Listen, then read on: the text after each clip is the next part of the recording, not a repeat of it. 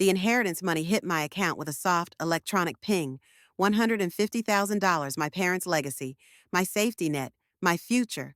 6 hours later, I stood in our empty bedroom, staring at my husband's message. I filed for divorce. Eleanor and I are relocating to Boston. My lawyer will be in touch. Blood rushed in my ears as realization dawned. The late-night meetings, the desperate pleas about saving the family business, the tearful promises of repayment, all calculated lies. They say combat nurses develop a sixth sense for danger, that we can smell death before it arrives. 3 tours in Iraq taught me to recognize threats, to stay calm when everything falls apart, but I never saw this ambush coming. Now I stand in the ruins of my life, watching the man I trusted being escorted from his office in handcuffs, reporters shouting questions as cameras flash. They don't understand yet what I've learned the hard way. Sometimes the most devastating wounds are inflicted by those who swore to love you. And sometimes, revenge tastes like justice. Sarah Mitchell adjusted her stethoscope as she made her final rounds through Memorial Hospital's emergency department, 15 hours into an 18-hour shift, and Chicago's Friday night chaos was just beginning to roll in gunshot wounds, cardiac arrests, and the inevitable drunk driving victims. At 42, Sarah's auburn hair was streaked with premature silver, a souvenir from her 3 tours as a combat nurse in Iraq. Her colleagues often commented that her steady hands and unflappable demeanor were wasted in civilian medicine. But after watching too many young soldiers die in desert field hospitals, Sarah had vowed to spend the rest of her career saving lives on American soil. "Dr. Thompson needs you in Bay 3, called Nurse Jenkins, a recent nursing school graduate who still looked at Sarah with wide-eyed admiration. GSW to the abdomen, BP dropping. Sarah moved swiftly across the linoleum floor, muscle memory from her military days kicking in. In the trauma bay, Dr. Robert Thompson, a 62-year-old trauma surgeon with whom Sarah had worked for nearly a decade, was already barking orders. "There you are, Mitchell. Our patient took 2 to the gut, likely severed splenic artery. I need your hands." For the next 40 minutes, Sarah assisted Thompson in stabilizing the young gang member, whose life hung by a thread. Her mind flashed back to similar wounds in Fallujah, different uniform, same human body fighting to survive. When they finally got the bleeding under control, Sarah stepped back, her scrubs soaked with sweat and blood. "Just like old times," Thompson murmured, the lines around his eyes crinkling with grim satisfaction. He had been an army surgeon in Vietnam, which had forged an unspoken bond between them. "You should have gone to medical school, Mitchell. Waste of talent." Sarah shrugged, stripping off her gloves. "I like being a nurse. Besides, who would keep you from killing your patients with your outdated techniques?" Thompson's laugh followed her as she headed to the break room. Her phone buzzed in her pocket, a text from Michael working late again. "Don't wait up." 3 years of marriage, and these texts were becoming alarmingly routine. Sarah poured herself a cup of stale coffee and sighed. When she had met Michael Westbrook 4 years ago in this very hospital, she could never have predicted this growing distance between them. He had been so different, then attentive, passionate, seemingly dedicated to the same values she held dear. Gerald Westbrook, Michael's father, had been admitted with chest pains that turned out to be a moderate heart attack. Sarah had been the charge nurse that night, and she'd found Michael pacing the waiting room, his expensive suit rumpled, his normally confident demeanor replaced by naked fear. "My father's all I have," he had told her, accepting the coffee she offered. "My mother died when I was 12. Dad raised me on construction sites. Everything we have, he built with his own 2 hands." Sarah had been touched by his vulnerability, by the obvious love he had for his father. Over the next week, as Gerald recovered, Michael had become a fixture on the cardiac floor, and somehow, he always seemed to time his visits with Sarah's shifts. "My father says you're the best nurse in this place," Michael had told her on Gerald's discharge day. "He says you remind him of the nurses in Vietnam, the ones who kept soldiers alive through sheer force of will." Sarah had blushed, unused to such direct compliments. "I was in Iraq, 3 tours." "I know," Michael had replied, his dark eyes holding hers. "Dad was impressed by that. So am I. Maybe you could tell me about it sometime over dinner." Their courtship had been a whirlwind. Michael had taken her to Chicago's finest restaurants, to gallery openings and charity galas, where he introduced her to the city's elite. But what had truly won her heart were the quieter moments when he asked about her time in Iraq and actually listened, when he shared his vision for Westbrook Construction's community projects, when he spoke about building affordable housing for homeless veterans. "My father started this company building homes for returning GIs after World War II," Michael had explained during a visit to one of their construction sites. I want to return to those roots, make a difference, not just a profit. On paper, they made an unlikely couple. Sarah, the daughter of a Vietnam veteran and a schoolteacher, had grown up solidly middle class in Philadelphia before losing both parents in a catastrophic train derailment 15 years ago. Michael was Chicago royalty, heir to a construction empire worth millions. But they shared a commitment to service that transcended their different backgrounds. When Michael proposed after a year of dating, Sarah had hesitated only briefly. At 40, she had given up on finding a partner who understood both her dedication to her career and her dreams of making a broader impact on veteran healthcare. Michael seemed to not only understand, but share those dreams. Their wedding had been modest by Westbrook standards, just 70 guests at the Chicago Botanic Gardens. Gerald had been there, beaming with pride as he welcomed Sarah to the family. Several of Sarah's fellow combat nurses had flown in for the ceremony, including Daniel Ramirez, who had lost a leg in the same IED explosion that had left Sarah with a purple heart and shrapnel scars across her back. "You sure about this rich boy?" Daniel had whispered during their dance at the reception. "Seems like he's got everything, and people who have everything sometimes don't understand what it means to lose it all." Sarah had dismissed his concerns. "Michael's different. He gets it. He wants to use his position to help people like us." For the first 2 years, their marriage had been everything Sarah hoped for. They bought a comfortable brownstone in Lincoln Park, close enough to the hospital for Sarah's unpredictable shifts. Michael took an active interest in her ideas for veteran healthcare initiatives. They talked about starting a family. Though both agreed to wait until Michael's latest project, a mixed-use development called Vital Core that would include housing and healthcare facilities for veterans, was off the ground. The first sign that something was amiss came gradually. Michael's late nights at the office became more frequent. Their conversations about Vital Core grew vaguer, with Michael deflecting her questions about progress. The passionate discussions about helping veterans faded into small talk about dinner plans and social obligations. Sarah's reverie was interrupted by a trauma alert. She gulped down her coffee and rushed back to the ER entrance, where paramedics were wheeling in a middle-aged Hispanic man with severe facial trauma. Frank Torres, 55, the paramedic reported, found beaten in an alley behind the River North District, multiple facial fractures, possible internal bleeding, BP 9060 and falling. Sarah and the trauma team sprang into action, stabilizing Torres and preparing him for emergency surgery. As they worked, the man drifted in and out of consciousness. During one lucid moment, he grabbed Sarah's wrist with surprising strength. "Westbrook," he gasped, blood bubbling between his lips. "People from Westbrook. They didn't like my questions about Vital Core. Tell them. I won't say anything more." Sarah froze, her mind racing. "Mr. Torres, do you know Michael Westbrook?" But Torres had slipped back into unconsciousness, his grip going slack. Dr. Thompson gave Sarah a curious look. "You know this guy, Mitchell?" Sarah shook her head. "No, but he mentioned my husband's company." "Probably delirious," Thompson said, turning back to the patient. "Let's get him to CT before his brain swells any further." Later that night, Sarah mentioned the incident to Michael, who had finally come home around midnight. He was loosening his tie in their bedroom, his back to her. "Frank Torres, never heard of him," Michael said dismissively. "Probably a disgruntled subcontractor or someone looking for a payout. You know how these things go." Something in his tone struck Sarah as off, but she was too exhausted to press further. The next morning, while Michael was in the shower, an unexplainable impulse led her to check his phone. There in his contacts was the name Frank Torres, followed by a cell number and the notation, Electrical Vital Core. Sarah quickly replaced the phone, her heart pounding. Michael had lied. But why and what connection did Torres have to Vital Core that would result in such a vicious beating over the next few weeks? Sarah tried to dismiss her growing unease. She picked up extra shifts at the hospital, partly to avoid coming home to an empty house, partly to distract herself from the gnawing suspicion that something was very wrong with her marriage. She checked on Frank Torres, who remained in a medically induced coma due to brain swelling, his prognosis uncertain. Then came the night that changed everything. Sarah returned home after a 12-hour shift to find Michael waiting in the kitchen, a tumbler of scotch in his hand and a haunted look on his face. He never drank on weeknights. "We need to talk," he said, gesturing for her to sit. Sarah's stomach clenched. In her experience, nothing good ever followed those words. "Westbrook Construction is in trouble," Michael said, his voice strained. "Serious trouble. Our primary investor pulled out of Vital Core last week. The bank is threatening to call in our loans. We could lose everything, the company, this house, Dad's legacy, everything." Sarah stared at him, processing this information. "But I thought things were going well." You just landed that city contract. It's complicated, Michael cut her off.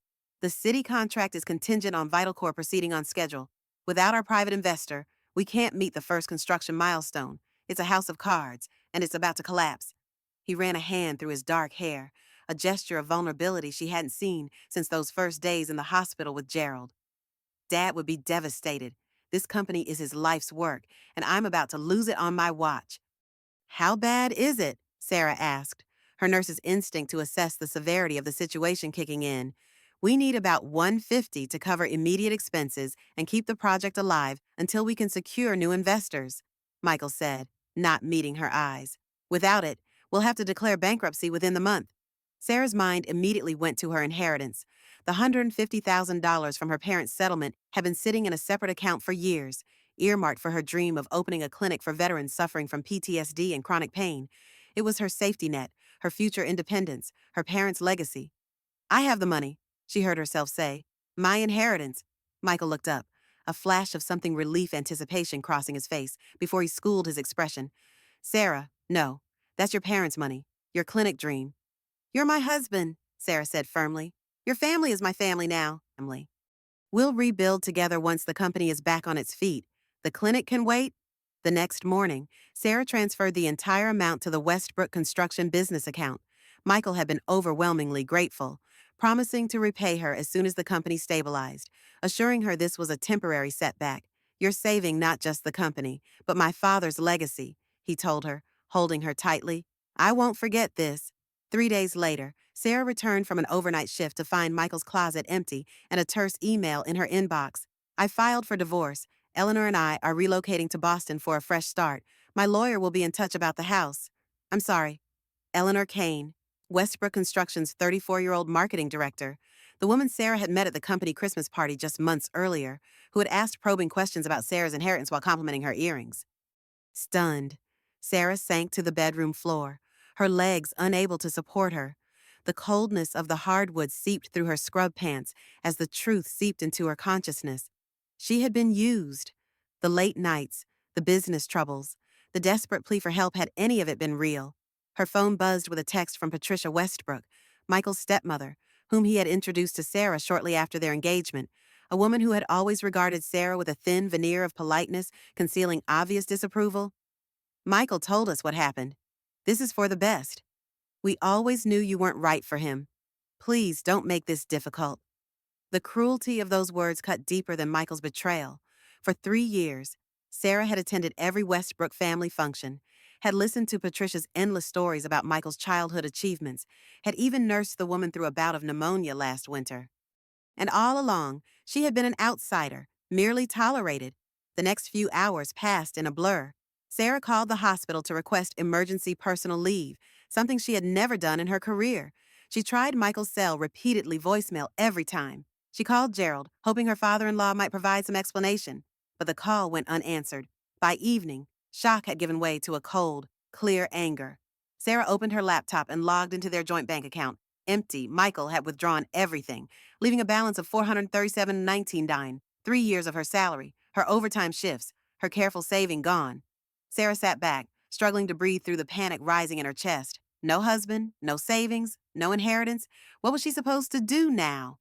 That's when she remembered something. As a nurse, she had always been the organized one in their relationship. She kept a secure password manager with all their important accounts, financial documents, and records.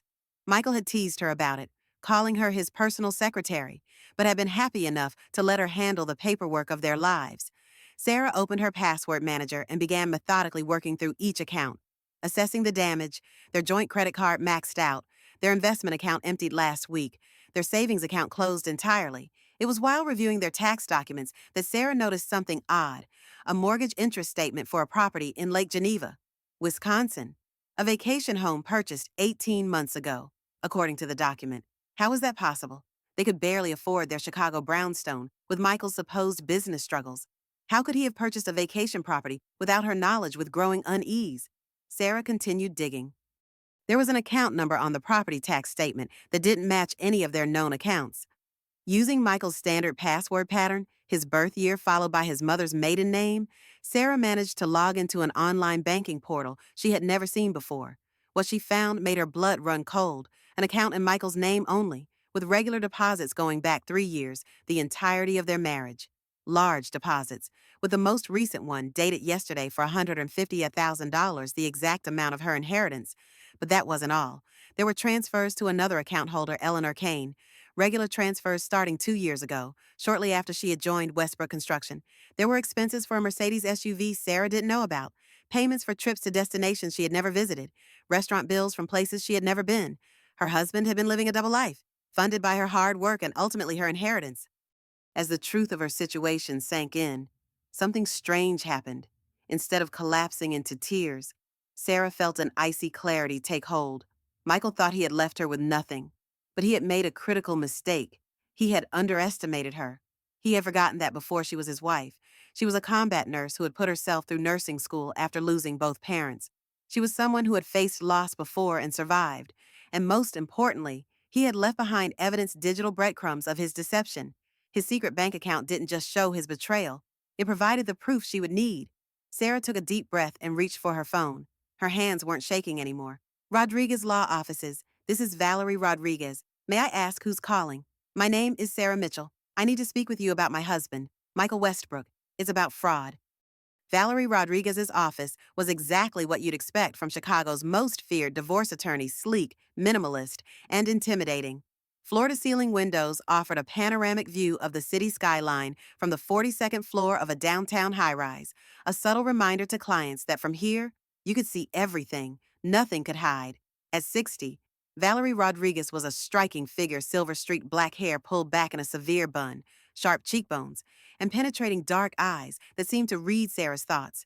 She had built her reputation representing women in high-profile divorces, particularly cases involving financial abuse. Let me get this straight, Valerie said, leaning back in her leather chair. Your husband convinced you to transfer your entire inheritance, over $150,000, to save his supposedly failing business.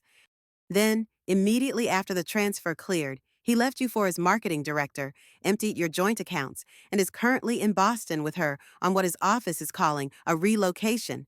Sarah nodded, her hands clasped tightly in her lap to hide their trembling. And I've discovered a secret bank account where he transferred the money, along with evidence of regular payments to Eleanor going back 2 years, plus a vacation home I never knew existed. A hint of a smile touched Valerie's lips. It wasn't a warm smile, but rather the expression of a predator who had spotted vulnerable prey. Except in this case, the prey wasn't Sarah. Mrs. Westbrook. Mitchell, Sarah corrected automatically. I kept my maiden name. Ms. Mitchell, Valerie amended with an approving nod. Do you know why I have a 3-month waiting list for new clients? Because you're the best? Sarah answered simply. No, Valerie replied, standing to gaze out at the Chicago skyline. It's because I only take cases I know I can win. Cases with clear evidence of wrongdoing. Cases where justice isn't just possible, it's inevitable. She turned back to Sarah, and this time her smile reached her eyes. Your husband made a critical error. He left a digital paper trail, and based on what you've shown me, this isn't just a divorce case. This is fraud, pure and simple. For the first time since receiving Michael's email, Sarah felt something other than despair, a flicker of hope, yes, but something else too, something unfamiliar that took her a moment to identify power. Valerie outlined what would happen next, freezing the hidden accounts, filing for divorce on grounds of financial fraud, demanding full financial disclosure, and potentially involving law enforcement. Michael will try to claim the money was a gift for the business, Valerie warned. Do you have any documentation showing it was intended as a loan or investment rather than a gift? Sarah's heart sank. No, I trusted him. I didn't think we needed paperwork between husband and wife. Valerie nodded, unsurprised. That's common, unfortunately. But don't worry, the timing alone is suspicious. Add the hidden accounts, the apparent double life, and the fact that the business may not have been in financial trouble at all, and we have more than enough to work with. As Sarah stood to leave, Valerie fixed her with an intense gaze. Ms. Mitchell, Sarah, this process won't be easy. It will get ugly before it gets better. Michael and his family will fight dirty. They'll try to paint you as naive, greedy, vindictive. Are you prepared for that? Sarah thought about the last 3 years, the overtime shifts at the hospital, the home-cooked meals left in the refrigerator, the genuine love she had given to a man who had been lying to her all along. She thought about Patricia's text. We always knew you weren't right for him. I'm a combat nurse, Ms. Rodriguez, Sarah said, straightening her shoulders. I've held people's lives in my hands during their worst moments. I've delivered terrible news to families and then helped them find strength they didn't know they had. I can handle whatever Michael throws at me. Valerie nodded, seeming satisfied. Then I'll see you next week. In the meantime, don't contact Michael or anyone in his family. Don't post anything on social media. And most importantly, don't tell anyone about the hidden accounts. The element of surprise is our greatest advantage. As Sarah left the imposing glass building that housed Rodriguez's office, she felt strangely lighter. The betrayal still hurt a physical ache in her chest that wouldn't go away, but now there was something else alongside it, a sense of purpose, a path forward. What she didn't know then, what she couldn't possibly have imagined, was that this was just the beginning. The evidence she had uncovered so far was merely the tip of an iceberg of deception that would ultimately reveal something far bigger than a cheating husband. She couldn't have known that one day, less than a year from that moment, she would stand in the doorway of a courtroom, watching as Michael Westbrook was led away in handcuffs while reporters shouted questions and cameras flashed. She couldn't have known that the woman who walked into Rodriguez's office that day, broken, betrayed, and nearly penniless, would emerge from this ordeal not just financially whole, but transformed in ways she never could have imagined. The divorce filing hit Michael like a thunderbolt from a clear blue sky. He had been in Boston for less than a week when he was served papers at his new temporary office papers that didn't just seek an equitable division of assets, but specifically mentioned undisclosed accounts and fraudulent financial activity. He called immediately, his voice a mixture of rage and panic. "What the hell is this? Sarah, I was going to be fair about the divorce. We could have handled this like adults." Sarah remained silent, following Valerie's explicit instructions not to engage. "Are you there? Say something," Michael demanded. "You can't possibly think a court will believe these ridiculous accusations." "My business was in trouble. You offered to help. It was a gift between spouses." When Sarah still didn't respond, his tone changed, becoming softer, almost pleading. "Sarah, come on. I know you're hurt. I handled things badly, and I'm sorry for that. But dragging my reputation and my family's business through the mud won't make you feel better. Think about what you're doing." Sarah almost laughed at the audacity. 3 days ago, he had ended their marriage in an email after stealing her inheritance. Now he was concerned about handling things appropriately. "My attorney has advised me not to speak with you," she finally said, her voice steadier than expected. "Any communication needs to go through her. Your attorney, Valerie Rodriguez. Are you serious? Do you have any idea what her hourly rate is? Where are you getting that kind of money?" It was a valid question. Sarah was staying with her former combat nurse colleague, Lisa Chen, sleeping on her couch, picking up every extra shift she could at the hospital to pay Valerie's retainer. But Michael didn't need to know that. "Goodbye, Michael." "Wait." She hung up and blocked his number. The next day, a formal response came from Michael's attorney, William Stanton, a childhood friend of his who had become a corporate lawyer. The response denied all allegations of financial impropriety and characterized Sarah's inheritance as a gift freely given to support Westbrook construction during a temporary cash flow issue. What it didn't contain was any mention of the secret bank account or the Lake Geneva property. Valerie was pleased. "They don't know what we know," she said when Sarah came to her office to review the filing. "That gives us leverage." The next 3 weeks were a blur of legal procedures, financial forensics, and emotional upheaval. Sarah moved through her days on autopilot, working 12-hour shifts at the hospital, meeting with Valerie, trying to piece together her future from the wreckage of her past. Michael made several attempts to contact her through mutual friends. Patricia left venomous voicemails about how Sarah was trying to destroy their family legacy. Eleanor, in a particularly bold move, even came to the hospital claiming she needed to clear the air and explain their relationship. Security had escorted her out while Sarah's nursing colleagues watched in disbelief. The rumor mill went into overdrive. Sarah became that poor nurse whose husband left her for his marketing director after taking all her money. The pity in her colleagues' eyes was almost harder to bear than the betrayal itself. But through it all, piece by piece, Valerie's team was building their case. Daniel Chen, the forensic accountant Valerie had hired, uncovered not just the Lake Geneva property and the hidden bank account, but evidence suggesting Westbrook Construction had never been in financial trouble at all. Based on these records, Chen explained, showing Sarah a spreadsheet highlighting the discrepancies, Westbrook Construction has been consistently profitable for the past 5 years. The financial crisis Michael described to you appears to have been entirely fabricated.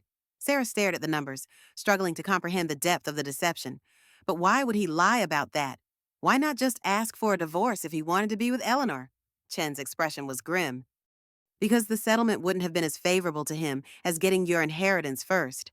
This wasn't just about leaving you for another woman. Sarah, this was a calculated financial strategy. The revelation left Sarah breathless, as if she'd been punched in the stomach. It wasn't just that Michael had stopped loving her, he had targeted her from the beginning. The entire marriage had been a long con, but the most shocking discovery was yet to come. 6 weeks into the divorce proceedings, Sarah found herself sitting in Valerie's office on a rainy Tuesday afternoon, reviewing a new batch of financial documents that had been obtained through discovery. The conference room table was covered with papers, bank statements, tax returns, property records, the paper trail of her failed marriage. "There's something I don't understand," Sarah said, pointing to a recurring line item in Westbrook Construction's expenses. "What's Project Phoenix? It appears every month for the past 2 years, but it's not tied to any specific construction contract." Valerie frowned, making a note. "Good catch. I'll have Chen look into it." Sarah continued scanning documents, her nursing training making her methodical, detail-oriented, looking for anomalies like checking vital signs. Something that doesn't fit the pattern could be the key to diagnosis. "Wait," she said suddenly, pulling a statement from the pile. "This transaction, 5 days before our wedding, Michael withdrew $50,000 from his personal account and transferred it to—" "I can't make out the recipient." Valerie took the paper, examining it closely. "I'll find out. Anything withdrawn that close to your marriage date should be considered marital property, especially if he was trying to hide assets." As Sarah drove back to Lisa's apartment in the rain, she found herself thinking about how she'd ended up here, not just in this legal battle, but in the marriage itself. How had she missed the signs? Had there been red flags? She'd ignored Sarah and Michael had met at Memorial Hospital 4 years ago. She was working a night shift in the ER when they brought in Gerald Westbrook, who had collapsed with chest pains at a construction site. Nothing life-threatening, a mild heart attack, but enough to keep him overnight for observation. Michael had arrived 20 minutes later, impeccably dressed in a suit despite the late hour, his concern for his father immediately apparent. He had thanked Sarah profusely for taking care of Gerald, his warm brown eyes holding hers a beat longer than necessary. "Your father's going to be fine," she'd assured him. "He's mostly worried about getting back to work." Michael had smiled ruefully. "That sounds like Dad." Westbrook men are known for two things: our work ethic and our loyalty. The irony of that statement now made Sarah wince. He'd asked her out 3 days later when he came to pick up his father. Their first date was at an upscale restaurant downtown, where he'd impressed her with stories about Westbrook Construction, the family business his grandfather had started after World War II, and his father had built into one of Chicago's most respected construction companies. "One day it'll all be mine," he'd said, his expression a mixture of pride and pressure. "Dad's planning to retire in a few years, and I'll be taking over completely." Sarah had been charmed by his ambition, his clear love for his family legacy. Coming from a family that had been shattered by her parents' early deaths, the Westbrook family's tight-knit bond seemed like everything she'd lost and longed for. Michael had been attentive, generous, interested in her work and her dreams. When she told him about losing her parents in the train accident during her second year of nursing school, he'd reached across the table and taken her hand. "You're incredible," he'd said, "to go through that and still finish school, still dedicate yourself to helping others. I've never met anyone like you." Sarah. Their relationship had progressed quickly after that. Within 6 months, Sarah was spending weekends at his downtown loft, meeting his family for Sunday dinners, being incorporated into his world. Patricia, who had married Gerald after Michael's mother died, had seemed welcoming enough, always asking about Sarah's work, her background, her family. Now Sarah realized she'd been assessing her not as a potential daughter-in-law, but as a potential asset. The proposal came at 9 months, on a sailing trip on Lake Michigan, down on one knee on the deck of his father's boat, the ring glittering in the summer sunlight. Michael had seemed like something from a fairy tale. "You're the missing piece I've been waiting for," he'd said, "the perfect partner for the life I want to build." Sarah hadn't hesitated. She'd said yes through happy tears, believing she'd found her happy ending. The wedding was small but elegant, a Westbrook family tradition. Patricia had explained, mostly their friends and family, with just a handful of Sarah's nursing colleagues representing her side. She'd been too busy with wedding planning and her hospital shifts to notice how little input she'd actually had in the ceremony. How the guest list of 100 people somehow included only a dozen people she knew personally. She'd been so grateful to be welcomed into their family, so eager to please, that she'd let Patricia make most of the decisions. The Westbrook way, she'd called it.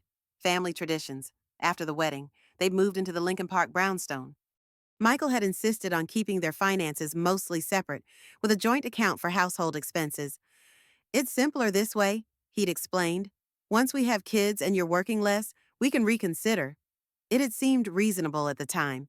Sarah was independent, used to managing her own money, and with her inheritance sitting untouched in a separate account, money she'd been saving for either a veterans clinic someday or for their future children's education, she hadn't been concerned about financial security. The first year of their marriage had been good, not perfect. Michael worked long hours, and sometimes Sarah felt like Westbrook Construction was his true spouse. But they were happy. They traveled when they could, talked about starting a family soon, built what she thought was a life together.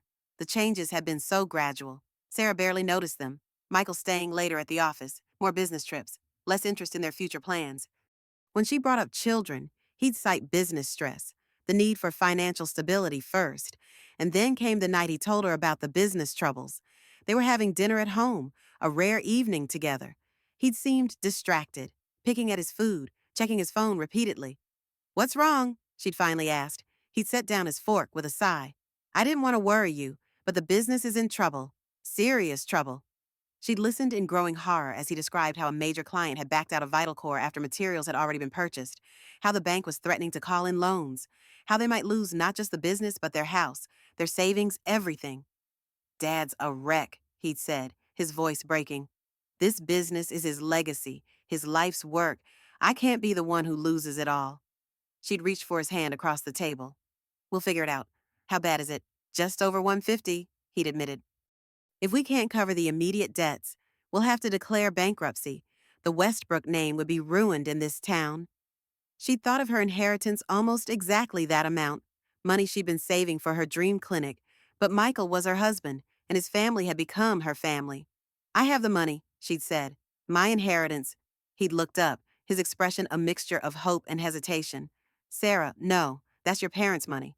"You're my dream now," she'd said. "We're a team. We'll rebuild together once the business is back on its feet." The next morning, she transferred the entire amount to the Westbrook Construction business account. Michael had been overwhelmed with gratitude, promising to make it up to her, assuring her it was a temporary setback. 2 days later, he was gone, and she discovered it had all been a lie. The rain was coming down harder as Sarah pulled into the parking lot of Lisa's apartment complex. She sat in her car for a long moment, watching the raindrops race down the windshield, feeling the weight of her own naivety. She had been the perfect target, an orphan with a substantial inheritance, no family to ask uncomfortable questions, and a deep longing for the family connection she'd lost. Michael had recognized her vulnerability and exploited it perfectly. Her phone buzzed with a text from Valerie Financial Investigator. "Found something. Come to the office tomorrow morning. Important." Sarah stared at the message, her heart racing. Whatever they'd found, it was significant enough that Valerie wasn't waiting for their regular weekly meeting. Tomorrow would bring answers, and from the urgency in Valerie's message, they weren't going to be answers she liked. Valerie's office was eerily quiet at 8:00 a.m. The usual buzz of paralegals and assistants was absent, and the reception desk was unmanned. Sarah found Valerie in her conference room, accompanied by Daniel Chen and a stern-looking woman with silver-streaked hair pulled into a tight bun. "Sarah, this is Detective Alexandra Reyes," Valerie said as Sarah took a seat. "Financial Crimes Division, Chicago Police Department." Sarah's mouth went dry. The presence of a detective meant this had escalated beyond a contentious divorce. "We've uncovered something significant," Chen began without preamble, sliding a folder across the table. "Project Phoenix." Sarah opened the folder to find documents, spreadsheets, and what appeared to be architectural renderings. At first glance, it looked like plans for a luxury condominium development. "I don't understand," she said, looking up in confusion. "What does this have to do with Michael and my inheritance?" Detective Reyes cleared her throat. "Project Phoenix is a $20 million development that Westbrook Construction has been planning for the past 2 years. A luxury condominium complex on prime real estate near the Chicago River. According to these documents, they've secured funding, obtained permits, and are scheduled to break ground next month." Sarah stared at her, the implications slowly sinking in. "But Michael told me the company was on the verge of bankruptcy, that they were about to lose everything. The company is in excellent financial health," Chen replied, his tone matter-of-fact. "In fact, the last fiscal year was their most profitable on record. This development is poised to double their net worth." The room seemed to tilt slightly. "Then why would he need my inheritance?" Valerie and Chen exchanged glances. "That's where things get interesting," Valerie said, her voice unusually gentle. "Your money was never used to pay company debts. The day after you transferred it, the entire amount was moved to a separate LLC named Phoenix Holdings." She slid another document towards Sarah, a business registration for Phoenix Holdings, LLC. The listed owners made Sarah's blood run cold: Michael Westbrook, Eleanor Kane, and Patricia Westbrook. They used my inheritance to fund their personal investment in this development, Sarah said, the pieces finally falling into place. They didn't need it to save the company. They wanted it to increase their own stake in the project. Exactly, Chen confirmed. But that's not all. Look at the date this LLC was formed. Sarah checked the document 18 months ago, long before Michael had claimed the business was in trouble, long before he'd asked for her inheritance. This was planned, she said, her voice sounding distant even to her own ears. They planned to take my money all along. It gets worse, Valerie said quietly, pulling another document from the folder. This is a prenuptial agreement between Michael Westbrook and Eleanor Kane, dated 2 weeks ago. They're planning to marry as soon as your divorce is finalized. The prenup included explicit mentions of protecting Michael's interests in Phoenix Holdings LLC and ensuring that Eleanor would receive a percentage of profits from the development regardless of the marriage's success. The betrayal was so complete, so calculated, that it left Sarah numb. This wasn't a husband who had fallen out of love or even simply cheated. This was a coordinated financial scheme that had included his stepmother and his lover, probably from the very beginning. There's one more thing you should see, Detective Reyes said, handing Sarah a final document, a bank statement from a Cayman Islands account in Michael's name. We found this during our investigation. It appears to be where some of Westbrook Construction's profits have been diverted over the past 5 years. The balance made Sarah gasp $4.2 million. But in our divorce filings, he claimed total assets of less than $500,000, she said, struggling to process this new information. Exactly, Reyes said with a predatory smile. And that, Ms. Mitchell, is called perjury. It's also tax evasion, fraud, and possibly embezzlement from the family company if his father wasn't aware of these accounts. Sarah sat back in her chair, overwhelmed by the magnitude of what they'd discovered. Her personal betrayal, painful as it was, now seemed almost secondary to the larger scheme Michael had been running. What happens now? She asked. Reyes's smile widened. Now we use this leverage. I've already drafted an amended divorce petition based on Chen's findings. We're demanding full disclosure of all assets, including the Cayman accounts and Michael's interest in Phoenix Holdings. We're also seeking the full return of your inheritance, plus punitive damages for fraud. He'll fight it, Sarah said. Let him try, Valerie replied, confidence radiating from her. If he does, we'll be forced to submit all of this evidence to the court evidence that could lead to criminal charges. My guess is that once his attorney sees what we have, they'll be eager to settle. What about his father? Sarah asked suddenly, thinking of Gerald Westbrook, the man whose medical care had brought Michael into her life in the first place. Does he know what his son has been doing? Valerie and Detective Reyes exchanged glances. That's unclear, Chen admitted. Some of the documentation suggests Gerald might be unaware of the Cayman accounts and the extent of Project Phoenix's financing. He's listed as the chairman of Westbrook Construction's board of directors, but not as an owner of Phoenix Holdings. Sarah thought about Gerald, a gruff but fundamentally decent man who had always treated her kindly, who had built his business through decades of hard work, only to have his son potentially undermining it from within. He should know, Sarah said firmly. Whatever happens with the divorce, Gerald deserves to know what Michael has been doing with the family business. Valerie frowned. Legally speaking, that's not advisable. Bringing a third party into this could complicate our strategy. But Sarah held firm. This isn't just about my divorce anymore. If Michael is embezzling from Westbrook Construction, Gerald is a victim too, just like me. After some discussion, they reached a compromise. Valerie would proceed with the amended divorce petition immediately. Once Michael and his attorney received it, they would have 5 days to respond. If they refused to negotiate a fair settlement, Sarah would have the option of contacting Gerald directly. As Sarah left the office, her mind was spinning with everything she'd learned. The depth of Michael's deception went beyond anything she could have imagined. He hadn't just betrayed her as a husband. He'd orchestrated an elaborate financial scheme that had ensnared her from the very beginning. She drove to the hospital in a daze, grateful that her nursing work required such intense focus. For the next 12 hours, she could lose herself in caring for others, push aside the chaos of her own life. But as she changed into her scrubs in the locker room, her phone buzzed with a text from an unknown number. She immediately knew who it was. We need to talk urgently. This isn't what you think. Meet me tonight. Michael. He must have already heard from his attorney about their amended filing.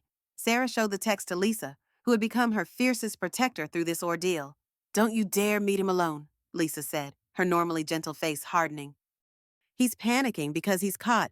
This is just another manipulation. Sarah knew she was right, but a small, twisted part of her wanted to see Michael's face when he realized she had discovered everything, wanted to watch him try to lie his way out of this. I won't meet him, she promised Lisa. Valerie said no contact, but as she slipped her phone back into her locker, she couldn't help but wonder what Michael's next move would be. Men like him, men who built their lives on lies and manipulation, rarely surrendered without a fight. Whatever came next, she needed to be prepared. The stakes had just gotten much, much higher. Michael's panic manifested in predictable ways. First came the barrage of texts from different numbers when she blocked his original one. Then the flowers delivered to the hospital with increasingly desperate notes. Next, the chance encounters, him waiting by her car after a night shift, appearing at the coffee shop near Lisa's apartment. Each time, Sarah followed Valerie's advice: no engagement, no response, document everything. He's trying to get to you outside legal channels, Valerie explained during their weekly meeting. Classic move when someone knows they're cornered. Don't give him the opportunity.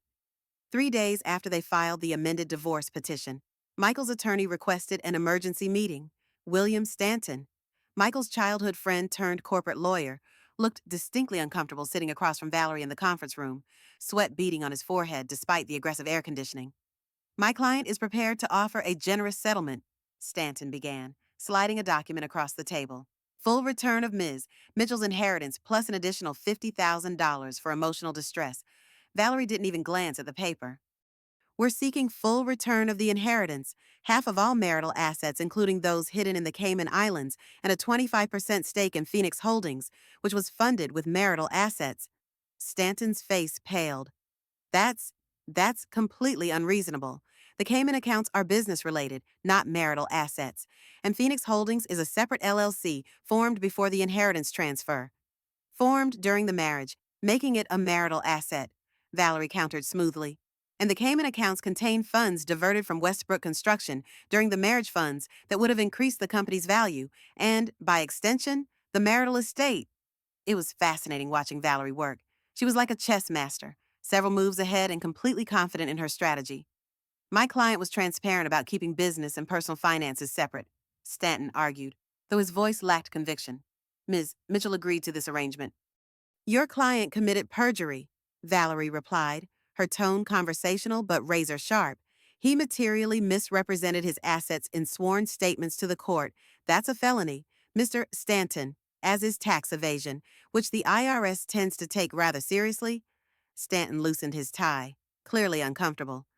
What exactly are you proposing? Valerie named a figure that made Stanton's eyes widen. That's outrageous. My client will never agree to that. Then we'll see your client in court, Valerie said with a shrug, and be obligated to submit all our evidence, including the Cayman accounts documentation. I wonder how the IRS will react to that information.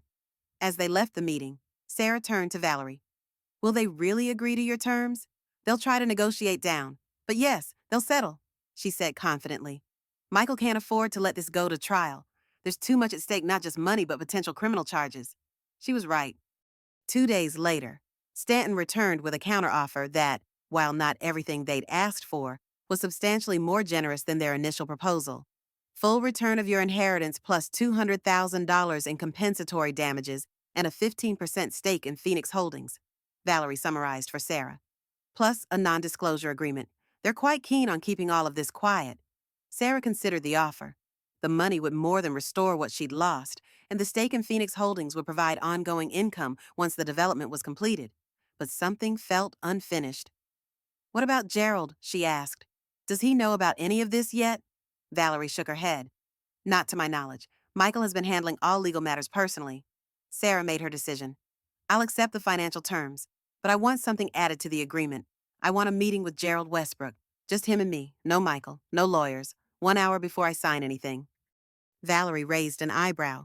That's an unusual request. May I ask why?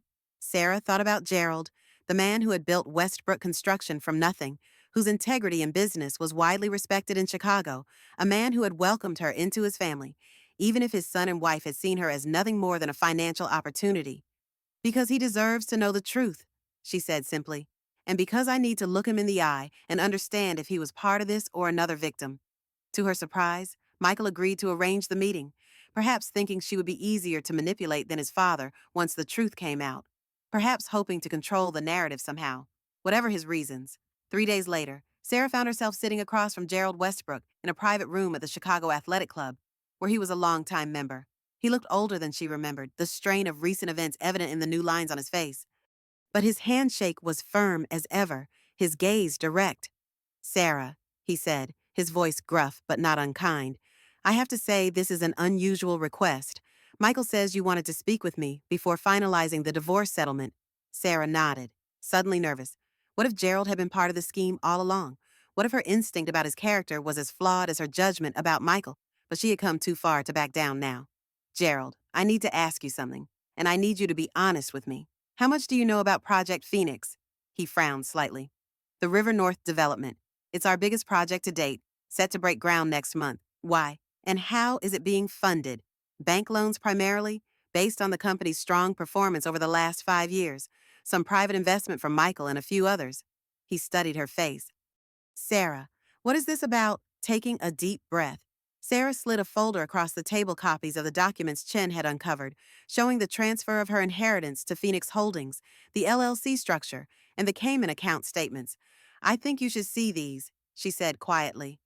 Gerald opened the folder, his expression shifting from confusion to shock to something darker as he reviewed the contents.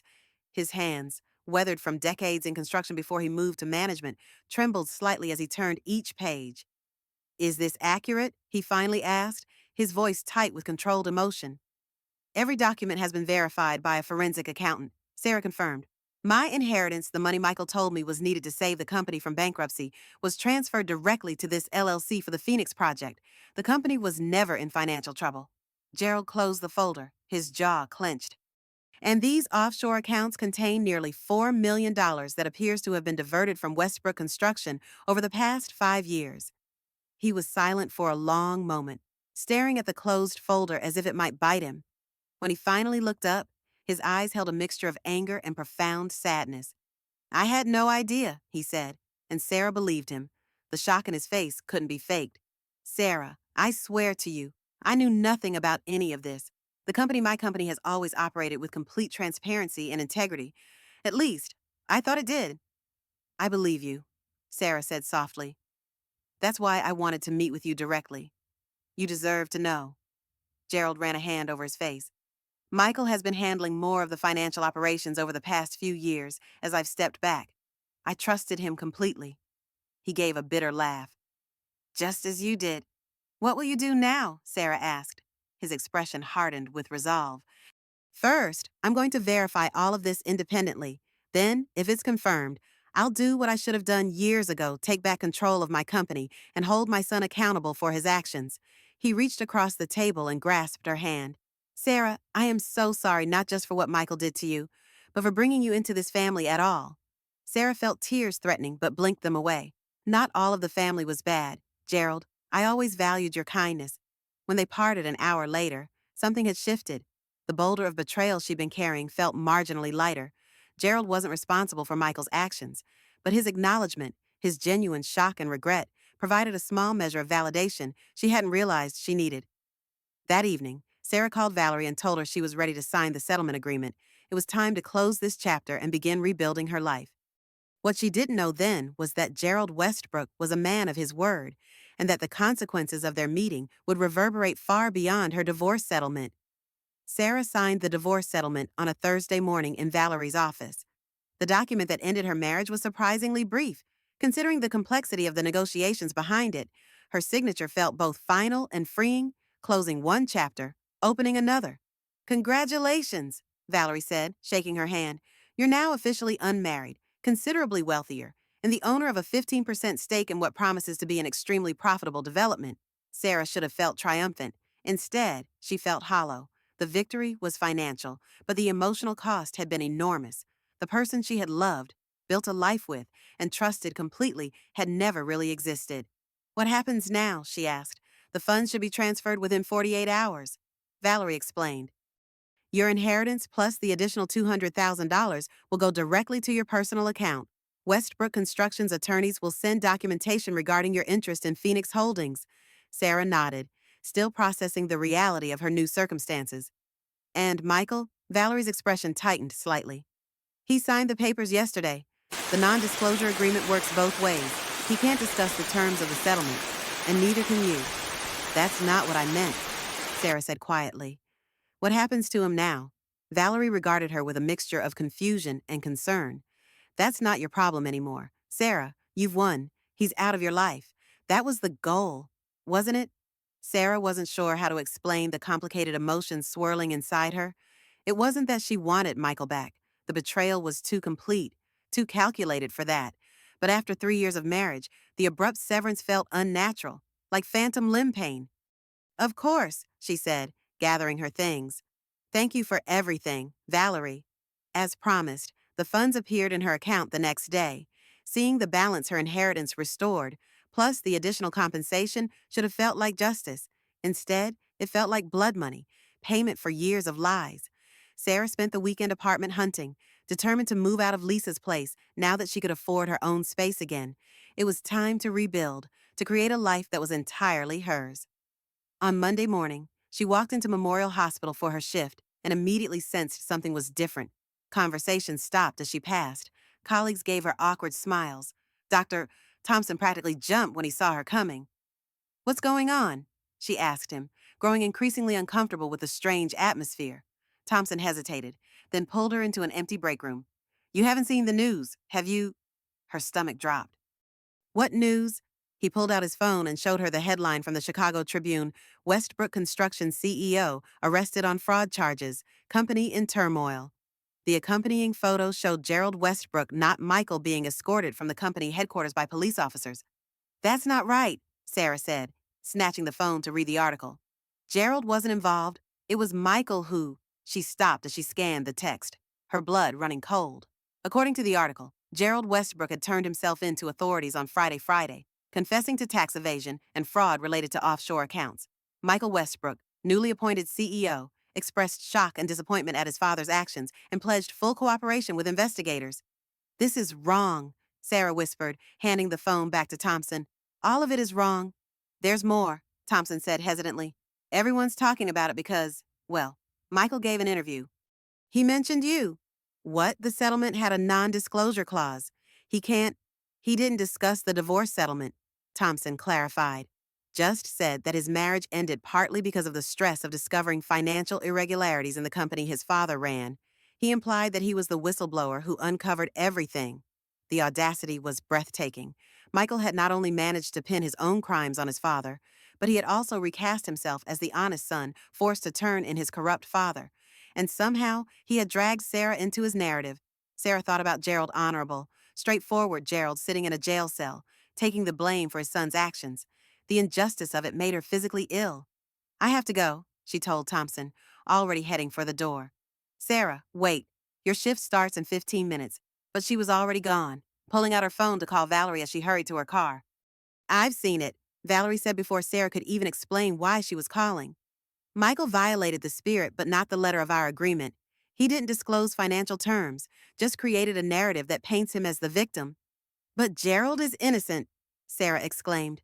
"Michael is the one who created the offshore accounts, who took my money under false pretenses." "I believe you," Valerie said, her voice uncharacteristically gentle. "But legally, our hands are tied. The non-disclosure works both ways. If you publicly contradict Michael's story, you could be in breach of contract. So I'm just supposed to say nothing while an innocent man goes to jail, Valerie. I showed Gerald those documents. I'm the reason he discovered what Michael was doing. This is partly my fault." "It's not your fault that Gerald chose to take the blame," Valerie argued.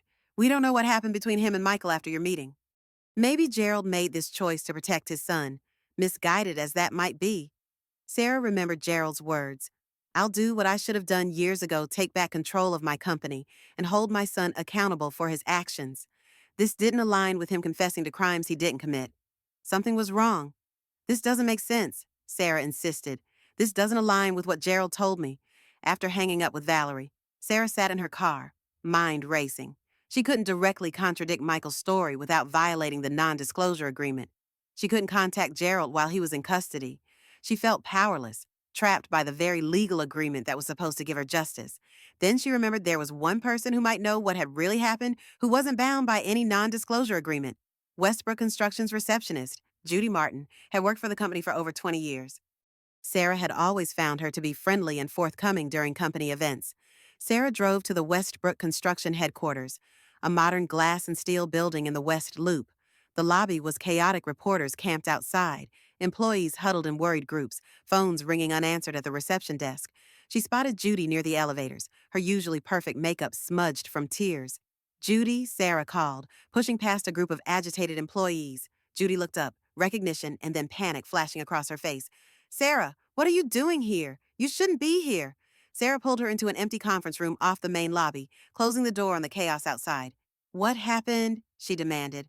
Why is Gerald taking the blame for Michael's actions? Judy glanced nervously at the door. I can't talk about this. I could lose my job. And with everything happening, Judy, please. Sarah interrupted. Gerald is innocent. You must know that. She hesitated, then her shoulders slumped. Of course I know that. Everyone who's worked here more than a year knows that. Gerald Westbrook is the most honest man I've ever met. Then why is he in jail instead of Michael? Judy's eyes filled with fresh tears. Friday morning was chaos. Gerald called an emergency board meeting. Michael wasn't there. He was sick at home. Gerald presented evidence of financial irregularities, said he was launching a full investigation. 2 hours later, he was being led out in handcuffs, and we got an email saying Michael was taking over as CEO, effective immediately. But why would Gerald confess to crimes he didn't commit? Judy lowered her voice to a whisper. The rumor is that Michael threatened him. Threatened him how? Not with physical harm. Judy clarified. With Patricia? Apparently. Michael has evidence that Patricia was involved in the financial schemes. He told Gerald either he takes the fall or both of them go down. And Patricia would likely face more severe charges because of her direct involvement. The pieces clicked into place. Gerald was protecting his wife, just as Sarah had once tried to protect her husband. Is there any proof of this? Sarah asked. Judy shook her head, then hesitated. She reached into her desk drawer and pulled out a small USB drive. Gerald asked me to make copies of some files Friday morning, before the board meeting. I never got the chance to return it to him. She pressed the drive into Sarah's hand. I don't know what's on it, but it seemed important to him. As Sarah left the building, USB drive secure in her pocket, her phone buzzed with a text from an unknown number. We need to talk. It's about Gerald. Meet me at the Palmer House bar. 7:00 p.m. William Stanton Michael's attorney wanted to meet. This couldn't be a coincidence. Had he somehow learned about the USB drive? Did it contain information that could expose Michael's latest deception? The Palmer House was one of Chicago's oldest and most elegant establishments. Its bar, a wood-paneled sanctuary, favored by the city's power players for discreet meetings. Sarah arrived 20 minutes early, choosing a corner table with a clear view of the entrance. Before heading to the meeting, she had called Valerie to let her know about Stanton's text and the USB drive. It's almost certainly a trap, Valerie had warned. Michael likely wants to ensure your silence. Stanton wouldn't reach out unless they're worried about something. The USB drive could contain evidence that might expose Michael's scheme to frame Gerald. Sarah had taken precautions. Lisa sat at the bar nursing a gin and tonic, close enough to intervene if needed, but not obviously with Sarah. She had readily agreed to help, her loyalty to Sarah outweighing any concerns about her own safety. William Stanton arrived precisely at 7:00 p.m., looking considerably more disheveled than when Sarah had seen him in Valerie's office. His normally immaculate suit was wrinkled, his eyes bloodshot behind wire-rimmed glasses. Sarah, he said, sliding into the seat across from her. Thank you for coming. You said this was about Gerald, she replied coolly. I'm listening. Stanton glanced around nervously before leaning forward. I need to know what Gerald told you during your meeting last week, before his arrest. Why would I tell you anything? You're Michael's attorney. I was Michael's attorney, Stanton corrected, emphasis on was. I resigned this morning. That caught Sarah off guard. Why, he signaled the waitress, ordering a Scotch neat with the urgency of a man desperately in need of a drink. Only after it arrived and he'd taken a substantial sip did he continue. I've known Michael since we were kids. When he asked me to handle his divorce, I agreed as a friend. I believed his version of events, that the marriage had simply failed, that you were bitter about using your inheritance to help the family business. He looked genuinely ashamed. I should have asked more questions. You were representing your client, Sarah said, surprising herself with the lack of rancor in her voice. That's your job. My job isn't to facilitate fraud or obstruct justice, Stanton countered. After Gerald's arrest, Michael asked me to handle some adjustments to company records, said it was to protect the business during this difficult transition. That's when I realized I was being asked to participate in a cover-up. He took another drink, his hand trembling slightly. I've known Gerald Westbrook my entire life. He coached my little league team. He paid for my law school application fees when my parents couldn't afford them. The idea that he would commit financial fraud is laughable to anyone who truly knows him. Yet he confessed, Sarah pointed out. Yes, Stanton agreed grimly. The question is why Sarah thought about what Judy had told her that Michael was threatening to implicate Patricia unless Gerald took the blame. But she wasn't ready to share that with Stanton, not until she was certain of his motives. Why come to me? She asked. Why not go to the police if you suspect Michael is framing his father? Because I don't have proof, just suspicions. And because Gerald met with you right before everything imploded. He must have told you something important. Sarah considered her options carefully. The non-disclosure agreement prevented her from discussing the divorce settlement, but it didn't explicitly forbid her from sharing what Gerald and she had discussed about the company's finances. Gerald didn't know about the offshore accounts until I showed him documentation, she said finally. He was shocked, angry. He told me he was going to verify the information independently and then hold Michael accountable. Stanton nodded as if this confirmed his suspicions. That aligns with what happened next. Gerald called an emergency board meeting Friday morning, mentioned serious financial concerns that required investigation. He didn't name Michael specifically, but it was clear he had someone in mind. He leaned forward, lowering his voice. 2 hours later, Gerald was in custody, confessing to crimes I'm certain he didn't commit. You think Michael somehow forced his father to take the blame? I know Michael, Stanton said grimly. He can be persuasive when cornered, and he'd do anything to protect himself. He hesitated. There's something else you should know. The board is voting tomorrow on whether to proceed with Project Phoenix under Michael's leadership. If they approve, groundbreaking begins next month. Once that happens, the company will be committed millions in contracts, loans secured against future profits. It would be much harder to unravel Michael's involvement. Why are you telling me this? Sarah asked, though she was beginning to suspect the answer. Because you might be the only person who can stop it, Stanton replied. Gerald trusted you with information about the company's finances. If you have any evidence that might clear Gerald and implicate Michael, now is the time to use it. Sarah thought about the USB drive in her purse, still unexamined. Could it contain the evidence needed to expose Michael's latest deception? If I had such evidence, she said carefully, using it might violate my non-disclosure agreement with Michael. Not necessarily, Stanton countered. The NDA covers the terms of your divorce settlement, not evidence of potential criminal activity. There's legal precedent that NDAs can't be used to conceal crimes. He gave her a knowing look. I'm still a lawyer, Sarah. I know how these agreements work. Sarah weighed her options. Stanton seemed sincere, but trusting anyone connected to Michael felt dangerous. Yet doing nothing meant allowing Gerald to take the blame for crimes he didn't commit, crimes that Michael had used her inheritance to perpetrate. I may have something, she admitted finally, but I haven't reviewed it yet.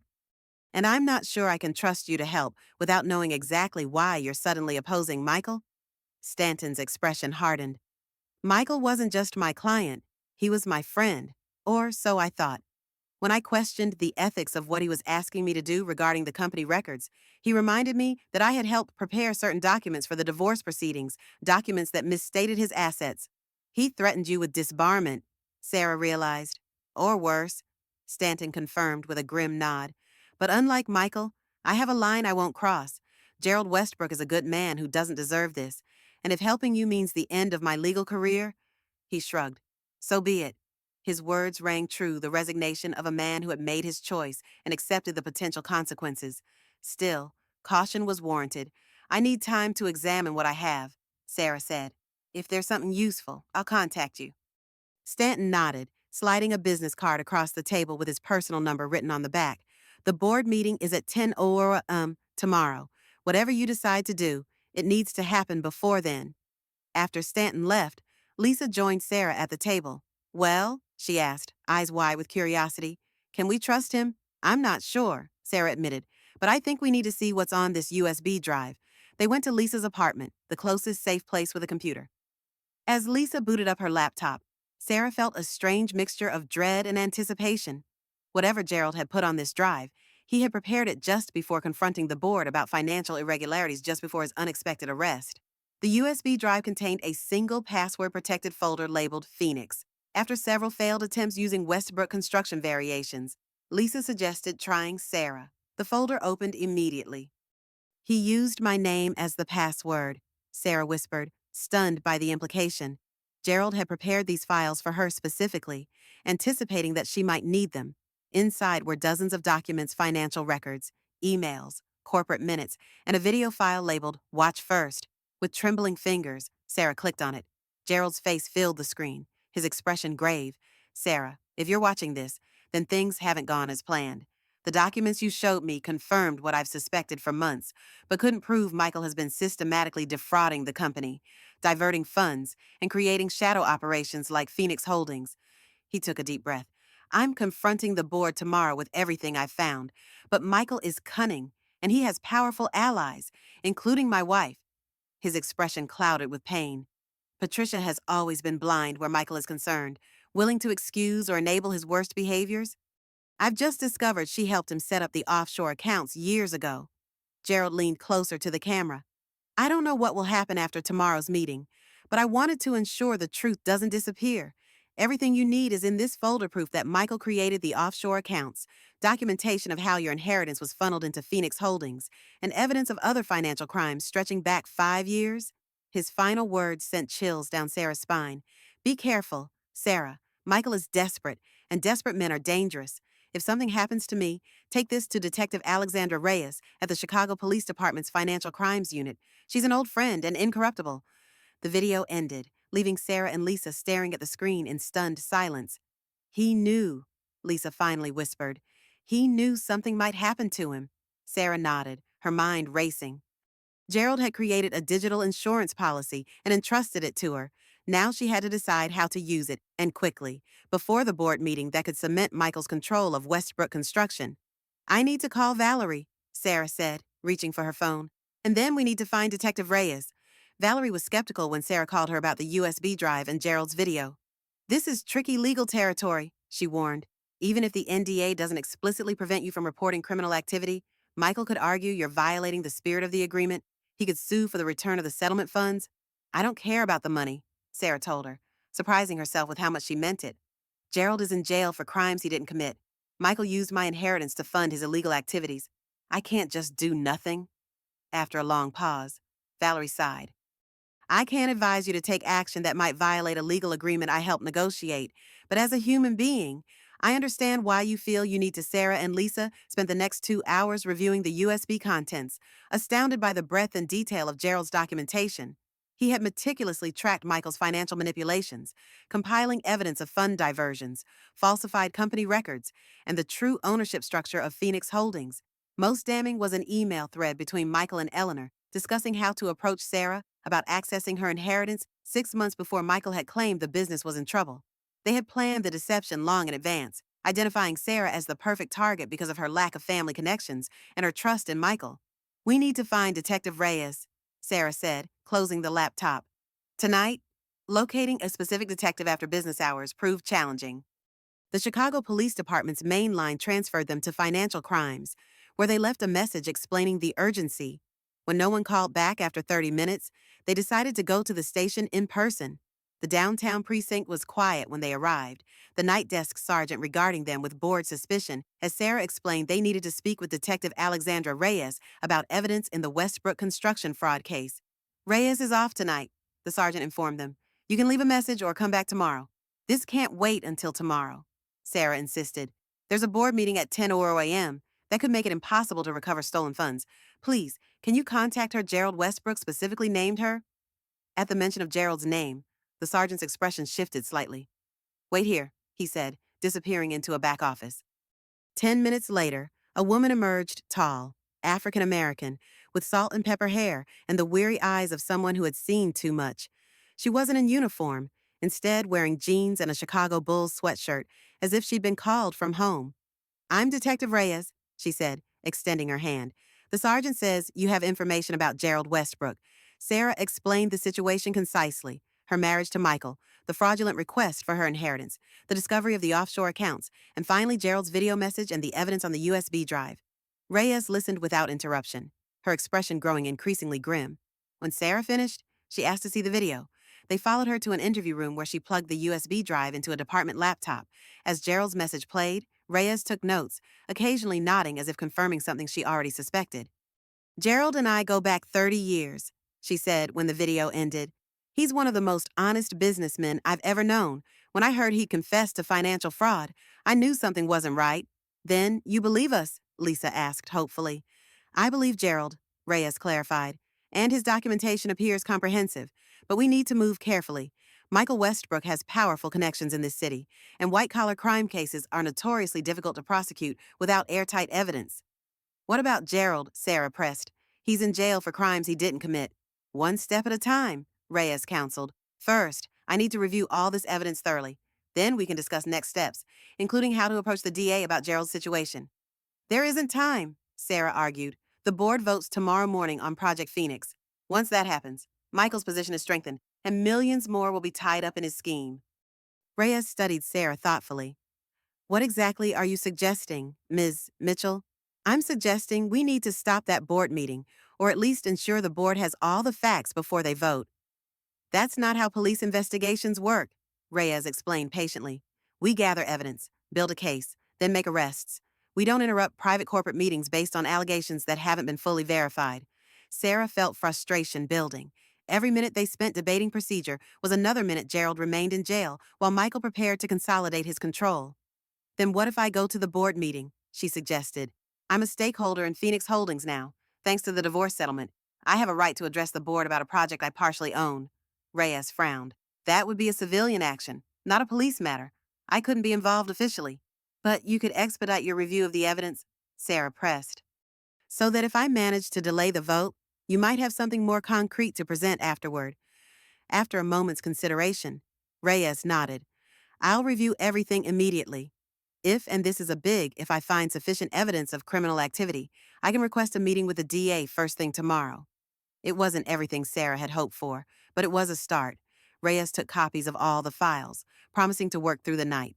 As Sarah and Lisa left the station, Sarah received a text from Stanton Michael called emergency pre-meeting with keyboard members, 8U0M, tomorrow. Moving fast. Updates. Sarah showed Lisa the message. They're accelerating the timeline. We need to be ready by 8-0M, not 10-0. What's the plan? Lisa asked as they climbed into Sarah's car. Sarah thought about it as she started the engine. I need to talk to the board directly as a Phoenix Holdings stakeholder, but Michael will try to prevent that. We need leverage something that will force them to listen to me. An idea was forming, risky, but potentially effective. Lisa, does Westbrook Construction have a public relations department? Of course, Eleanor heads it, but there's a team of 3 people under her. And how would they handle a major media crisis, say, if a story broke about potential fraud at the company? Lisa's eyes widened as she caught Sarah's drift. They'd call an emergency response meeting, all senior leadership, including the board.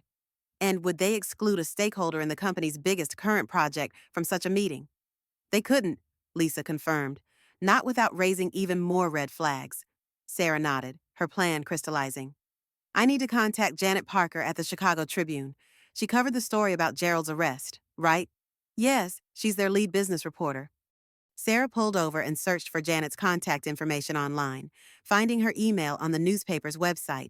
She composed a message with the subject line, "Exclusive the truth behind Westbrook construction fraud case." In the body, she was careful not to violate the NDA by discussing her divorce settlement, instead focusing on what she had learned about the company's finances as Michael's wife and her concerns about Gerald's confession. She hinted at documentation that raises serious questions about who was really responsible for the financial irregularities and requested a meeting before the board vote tomorrow. She showed the draft to Lisa. What do you think enough to get her attention without explicitly breaking the NDA? Lisa read it carefully. It should work. Janet's ambitious. She won't ignore a potential exclusive that could contradict her earlier reporting. Sarah sent the email, then composed a text to Stanton working on intervention for 8 on meeting. Need your help to ensure I'm not blocked from entering. I have evidence that will interest the board. His response came quickly.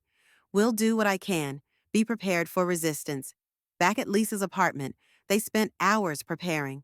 Sarah organized the key documents from Gerald's USB drive, creating a presentation that clearly demonstrated Michael's financial manipulation.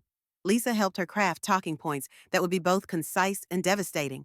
Around 2 on Sarah's phone rang. It was Janet Parker from the Tribune. Ms. Mitchell, I just saw your email. Can you verify any of these claims about Gerald Westbrook's arrest? I have documentation, Sarah told her, but I can't share it until after tomorrow's board meeting. I wanted to alert you that there may be significant developments in the case. Is this related to your divorce from Michael Westbrook? Janet asked, cutting to the heart of the matter. I can't discuss my divorce due to legal agreements.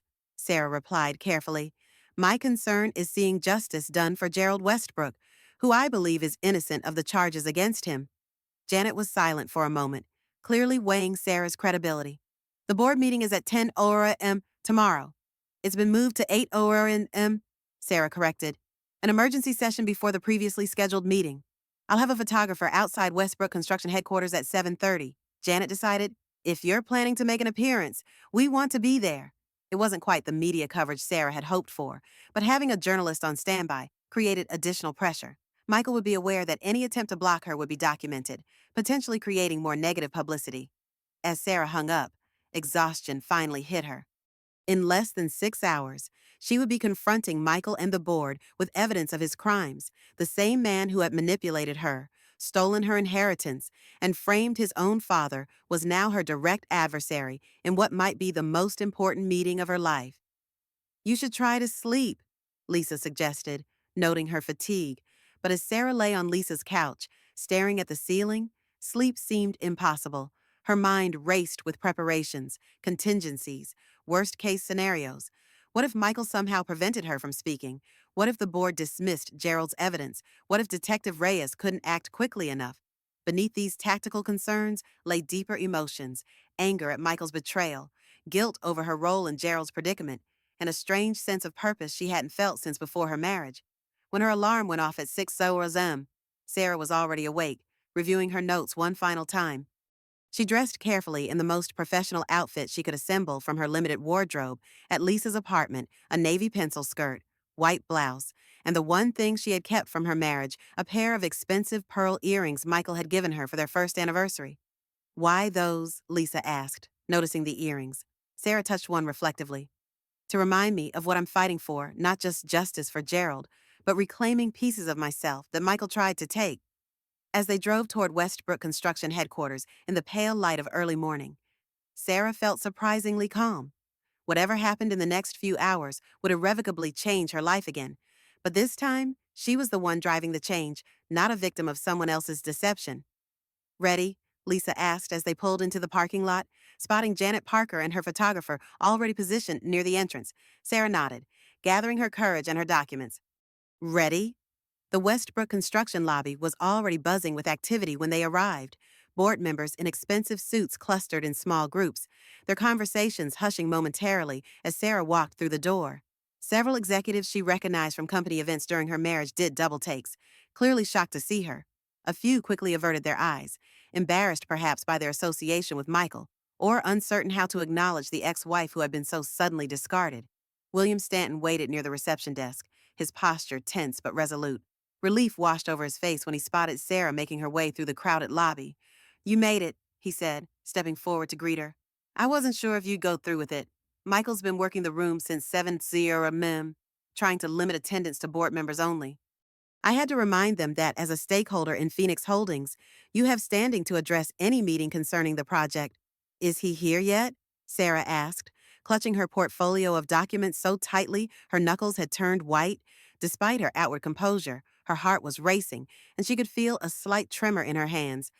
Upstairs with Eleanor, preparing his presentation, he doesn't know you're coming. Stanton lowered his voice, glancing around to ensure they weren't overheard. The mood is tense. Several board members have questions about Gerald's arrest that Michael hasn't adequately addressed. There are rumors some of the company's major clients are considering pulling their contracts until the legal situation is clarified. That was promising cracks in Michael's narrative that Sarah could exploit. If board members were already harboring doubts, they might be more receptive to the evidence she was about to present.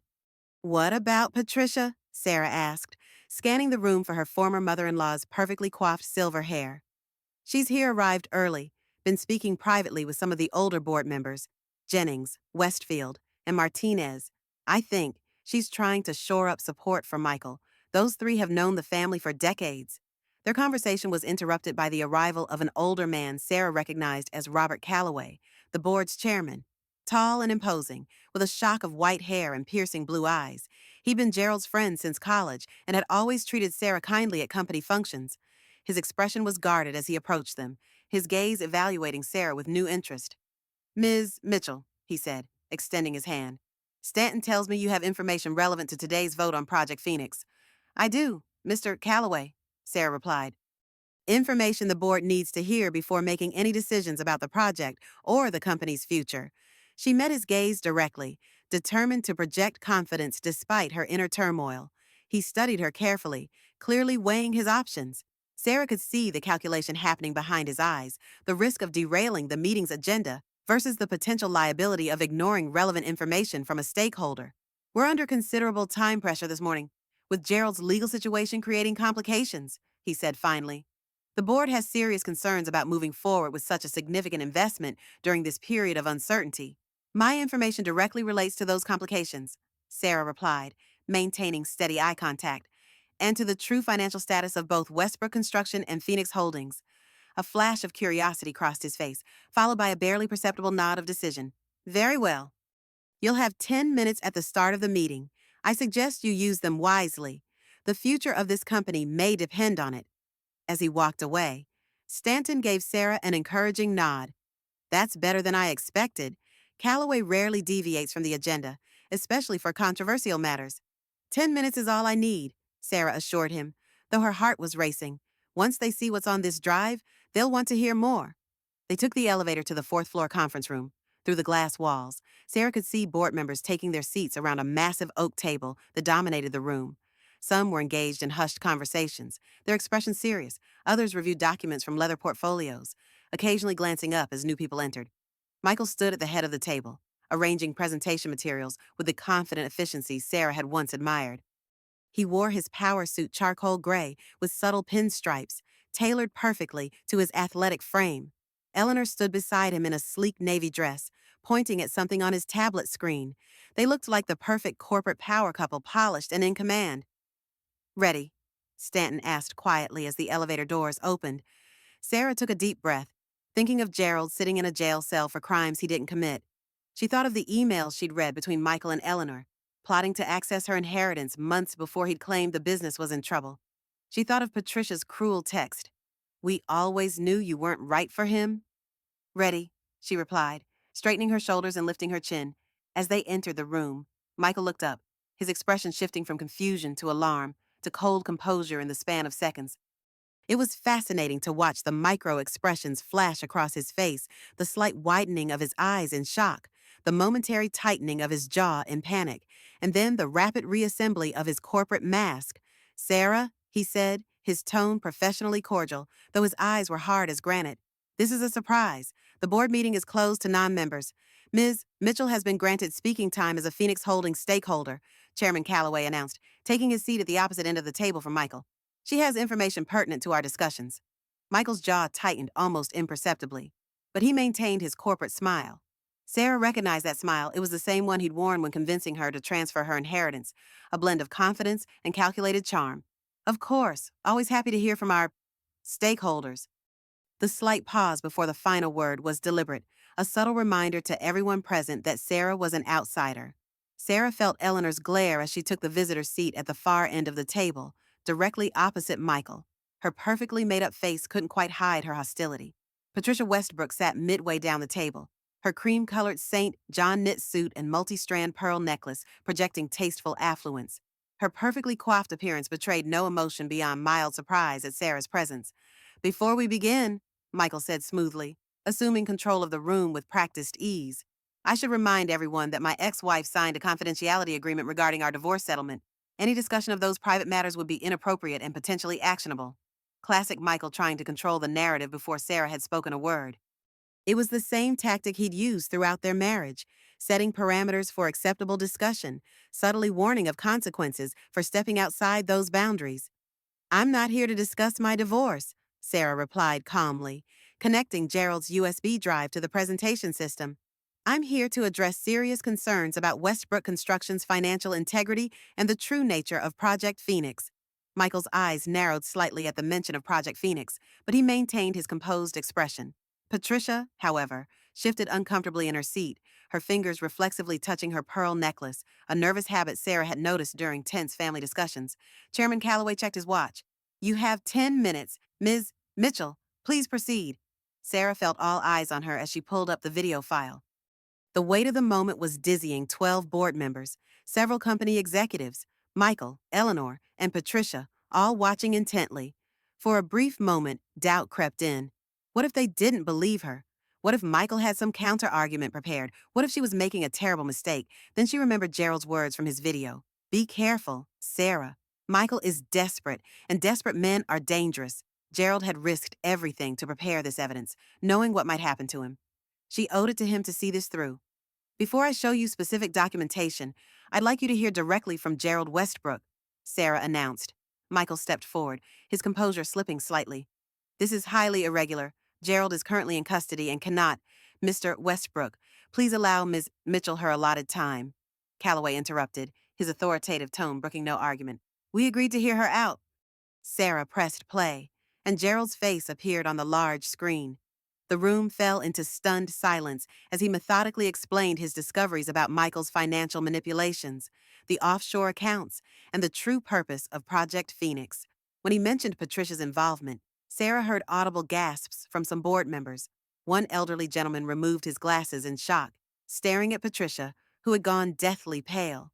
As the video ended, Sarah moved quickly through the key documents, the transfer of her inheritance to Phoenix Holdings, the emails between Michael and Eleanor discussing how to manipulate her, the falsified company records, and the Cayman Island accounts. What you're seeing is evidence that Michael Westbrook, not Gerald, created these fraudulent financial structures, Sarah explained. Gerald discovered this deception shortly before his arrest and prepared this documentation to ensure the truth wouldn't be buried. Michael's carefully constructed facade was crumbling. A sheen of sweat had appeared on his forehead, and his breathing had become noticeably faster. Eleanor stood frozen beside him, her eyes darting between the screen and the exit door.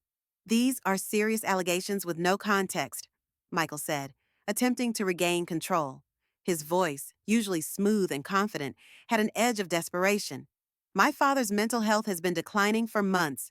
That's a lie, Sarah interrupted, her voice stronger than she expected. Gerald Westbrook is of perfectly sound mind, as his meticulous documentation demonstrates.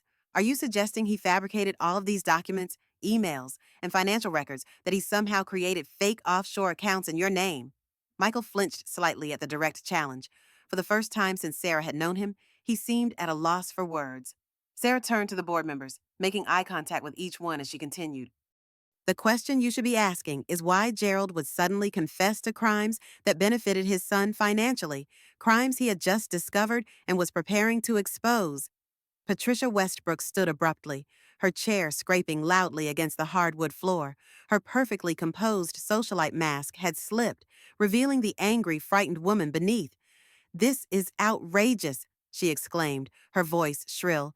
You have no right to come here and slander my son after everything our family has done for you, including stealing my inheritance under false pretenses, Sarah countered, meeting her gaze without flinching. Using my money to fund Project Phoenix while lying about the company's financial health. You gave that money willingly, Patricia snapped, to save the family business. A business that was never in financial trouble, Sarah replied, pulling up the company's actual financial statements from Gerald's files.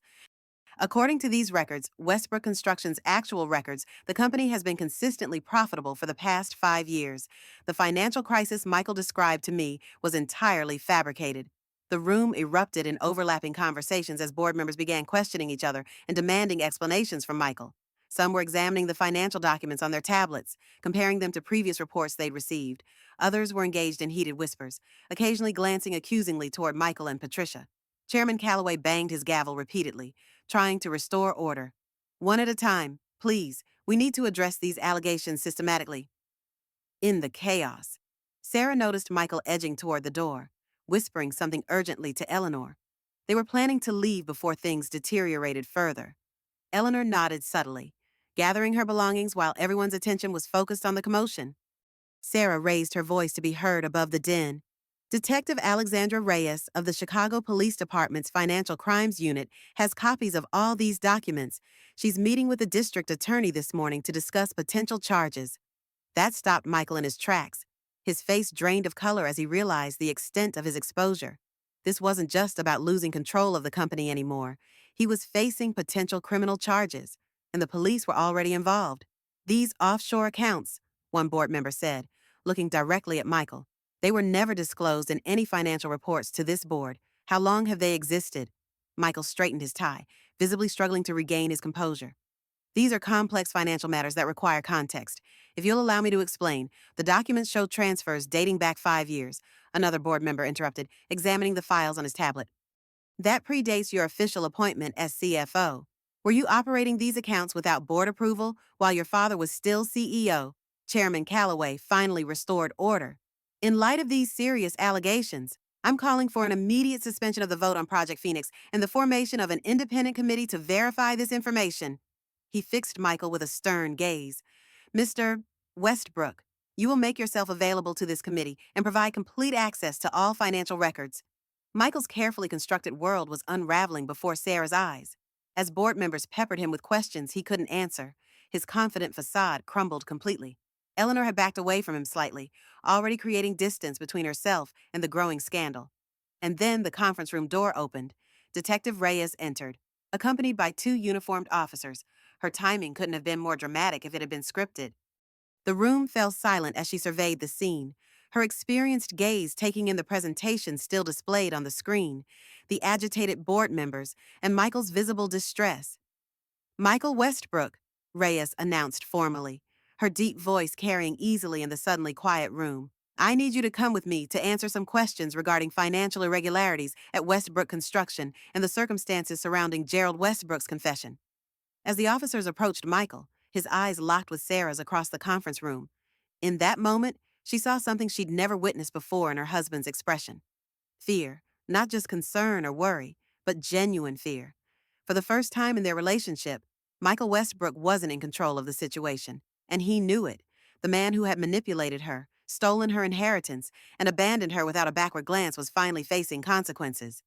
As the officers escorted him from the room, with Eleanor being asked to follow separately, Sarah felt no triumph, no vindictive satisfaction, only a profound sense of justice finally being set in motion. After Michael was gone, Chairman Calloway approached Sarah, his expression a mixture of shock and grudging respect. Ms. Mitchell, he said quietly, I believe the board owes you its gratitude. This could have destroyed the company. I didn't do it for the company, Sarah replied honestly. I did it for Gerald. He deserves better than to take the blame for crimes he didn't commit. Calloway nodded thoughtfully. Indeed, he does, and Westbrook Construction deserves better leadership than it's had recently. He glanced at the document still displayed on the screen. We have a lot of work ahead of us. As Sarah gathered her things to leave, several board members approached to thank her or ask questions about the evidence she'd presented. Others huddled in small groups, already discussing next steps in damage control.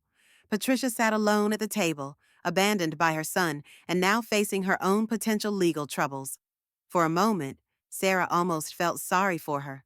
Walking out of Westbrook Construction that morning, Sarah felt lighter somehow, as if the weight of betrayal she'd been carrying had finally begun to lift. Michael's crimes had been exposed. Gerald would hopefully be cleared, and she had played a central role in making it happen. It wasn't over there, would be investigations, legal proceedings, perhaps even a trial, but something fundamental had shifted. She was no longer just a victim of Michael's manipulation. She was an active agent in bringing him to justice. That knowledge, more than anything else, gave her the strength to face whatever came next. Michael's questioning by Detective Reyes lasted for hours. As he was escorted from the boardroom, Eleanor attempted to follow, only to be stopped by a second detective who requested she also come in for questioning. The board meeting was officially adjourned, with Chairman Calloway announcing an emergency session for the following day to address the leadership crisis. Sarah remained in the conference room as board members filtered out, many nodding respectfully in her direction. Stanton stayed by her side, fielding questions from those seeking clarification on the legal implications of what they'd witnessed. Patricia was the last to leave, her perfect composure finally cracking. She paused at the door, turning to face Sarah with eyes full of venom. You've destroyed this family, she hissed. I hope you're satisfied. Your son destroyed this family when he decided to commit fraud, Sarah replied calmly. And you helped him when you chose to hide his crimes instead of holding him accountable. Patricia's face contorted with anger, but before she could respond, a uniformed officer approached. Ms. Mitchell Detective Reyes would like to speak with you when you have a moment. Patricia paled visibly. Are you arresting me too? The officer maintained a professional neutrality. I'm just here to escort Ms. Mitchell to Detective Reyes. As Patricia hurried away, Stanton squeezed Sarah's shoulder supportively. You did the right thing, Sarah. I know it doesn't feel like a victory right now, but Gerald would be proud. Gerald. With everything that had happened, Sarah hadn't had time to think about what this meant for him. Would the evidence be enough to secure his release? Detective Reyes was waiting in a small office that had been converted into a temporary interview room. She looked tired but satisfied. That was quite a presentation, she said as Sarah took a seat across from her. The board members we've interviewed so far corroborate that they had no knowledge of the offshore accounts or the true ownership structure of Phoenix Holdings. What about Michael? Sarah asked. Is he cooperating? Reyes gave a short, humorless laugh. Not exactly. He's demanding his lawyer, not William Stanton, but a high-priced criminal defense attorney from downtown. Claims everything was his father's idea, and he was just following Gerald's instructions. That contradicts all the evidence on the USB drive, Sarah pointed out. Yes, and that evidence is proving invaluable. We've already obtained warrants for the Cayman accounts based on Gerald's documentation. But the legal process takes time, which brings me to why I wanted to speak with you. She leaned forward, her expression serious. I've spoken with the district attorney. Based on the evidence you provided and inconsistencies in Gerald's confession, we're requesting an emergency hearing to review his detention. But we need your formal statement as soon as possible. Of course, Sarah agreed immediately. Whatever you need. It won't be easy, Reyes warned. Gerald confessed, which means the burden is on us to prove he did so under duress or false pretenses. Michael is already claiming the USB drive was fabricated by Gerald to frame him. But the evidence is clear, Sarah argued. The transfers from my account, the emails between Michael and Eleanor, those can all be verified independently. And they will be, Reyes assured her. The financial transactions are particularly damning, but legal proceedings move slowly, and Michael has resources. He'll fight this every step of the way. After giving her formal statement, Sarah found Lisa waiting in the lobby. One look at Sarah's face told her everything she needed to know. It's going to be a long battle, isn't it?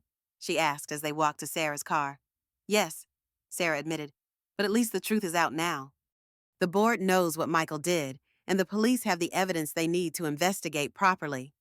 And Gerald? They're requesting an emergency hearing, but there's no guarantee he'll be released immediately. As Sarah drove back to Lisa's apartment, exhaustion finally caught up with her.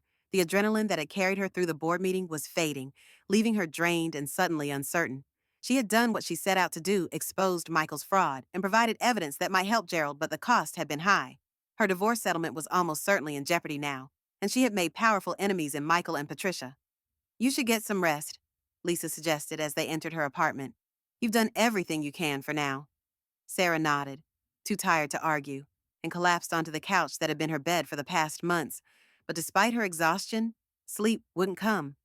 Her mind kept replaying the events of the day, Michael's face as Detective Reyes entered the boardroom, Patricia's furious accusation, the board members' shocked expressions as they viewed Gerald's evidence.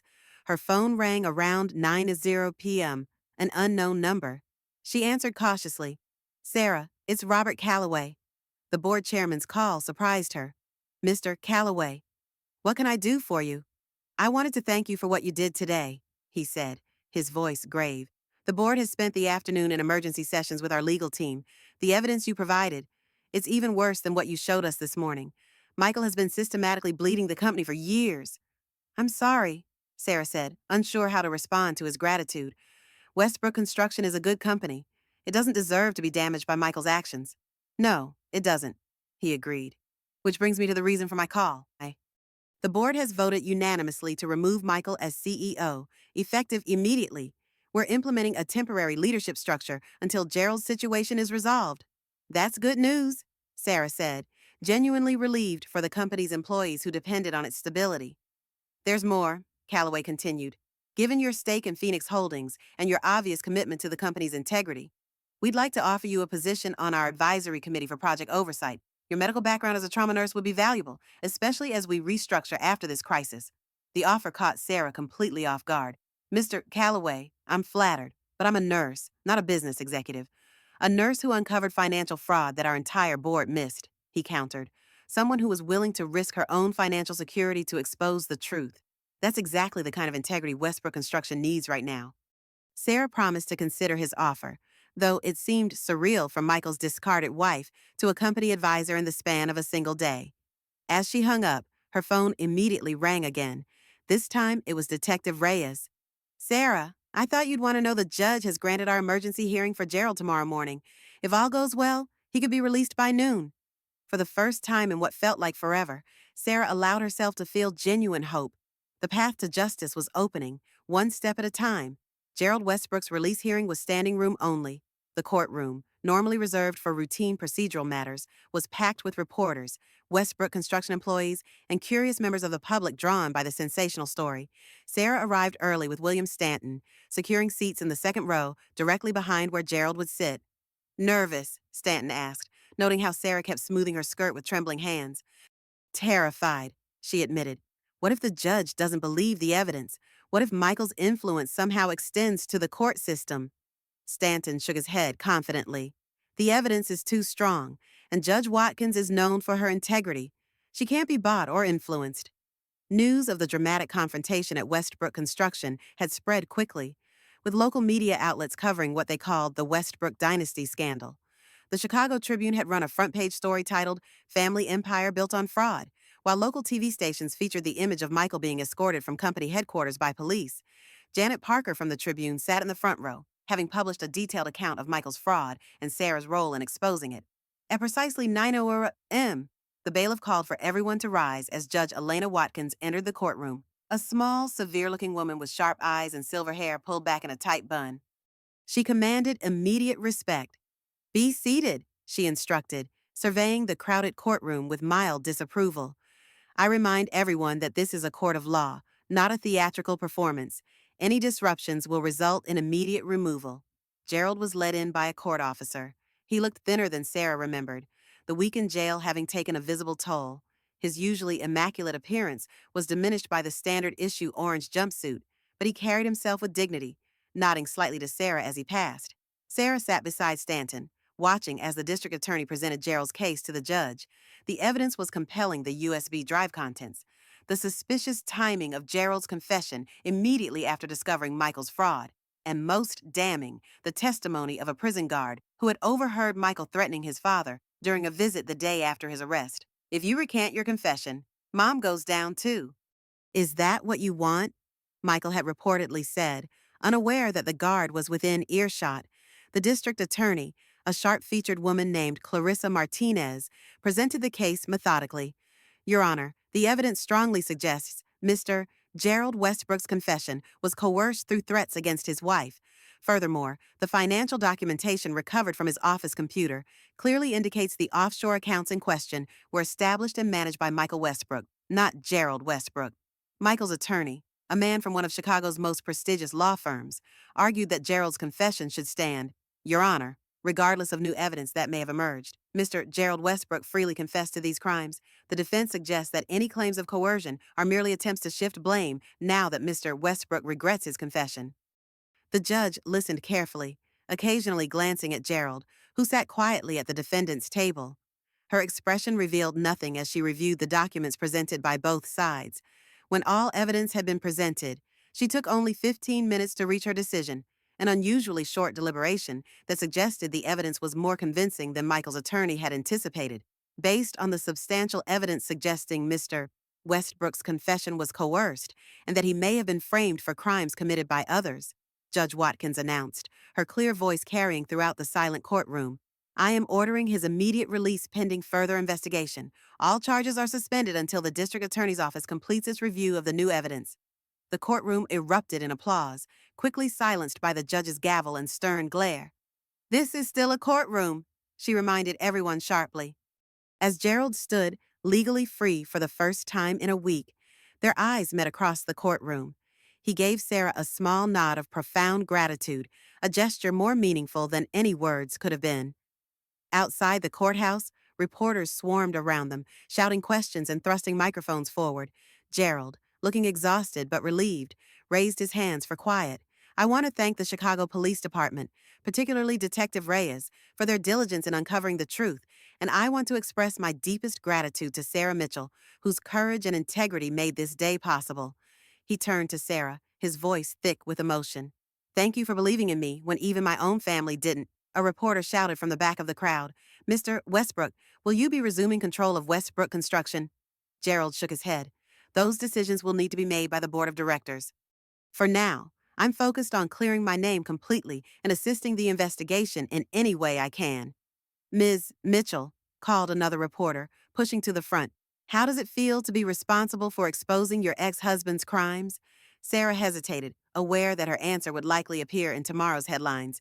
This isn't about exposing Michael, she said carefully. It's about ensuring justice for Gerald Westbrook, who was willing to sacrifice himself to protect his family, even when they didn't deserve that protection. Walking down the courthouse steps beside Gerald, Sarah felt a strange sense of closure. The man who had unwittingly introduced her to his manipulative son was now free because of her. Life had come full circle in ways she never could have imagined. As the weeks passed, the legal proceedings against Michael, Eleanor, and eventually Patricia moved forward methodically. Michael remained free on bail, his travel restricted, and his passport surrendered, while awaiting trial on multiple charges of fraud, tax evasion, and witness tampering. The transformation in his appearance was remarkable. Gone was the confident executive in custom suits, replaced by a haggard man in off-the-rack clothing who avoided eye contact with photographers outside the courthouse. Eleanor, facing lesser charges as an accomplice, had turned state's evidence in exchange for leniency.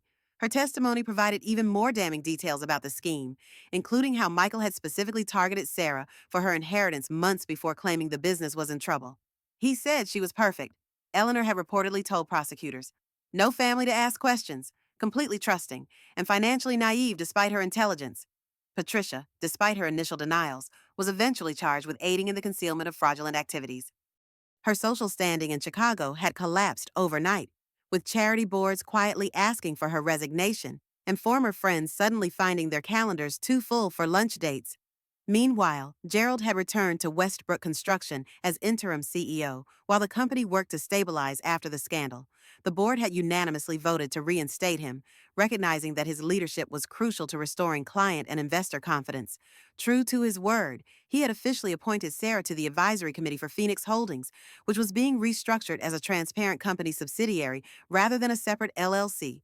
Her 15% stake remained intact, but now she had a voice in how the project would proceed. Her divorce settlement remained intact as well. Michael's attorney had attempted to challenge it, claiming Sarah had violated the non-disclosure agreement, but the court had sided with her, ruling that reporting criminal activity was exempt from such restrictions. The judge had been particularly scathing in his opinion, noting that confidentiality agreements cannot be used as shields for criminal behavior. Sarah had moved into her own apartment in a quiet neighborhood near the hospital, using part of the settlement to create a comfortable home that reflected her own taste rather than Michael's preferred minimalist aesthetic. Bright colors, comfortable furniture, books everywhere, choices that were entirely hers. On her first night in the new apartment, she'd stood in the center of the living room, taking in the space that was entirely her own, free from memories of Michael or reminders of her marriage.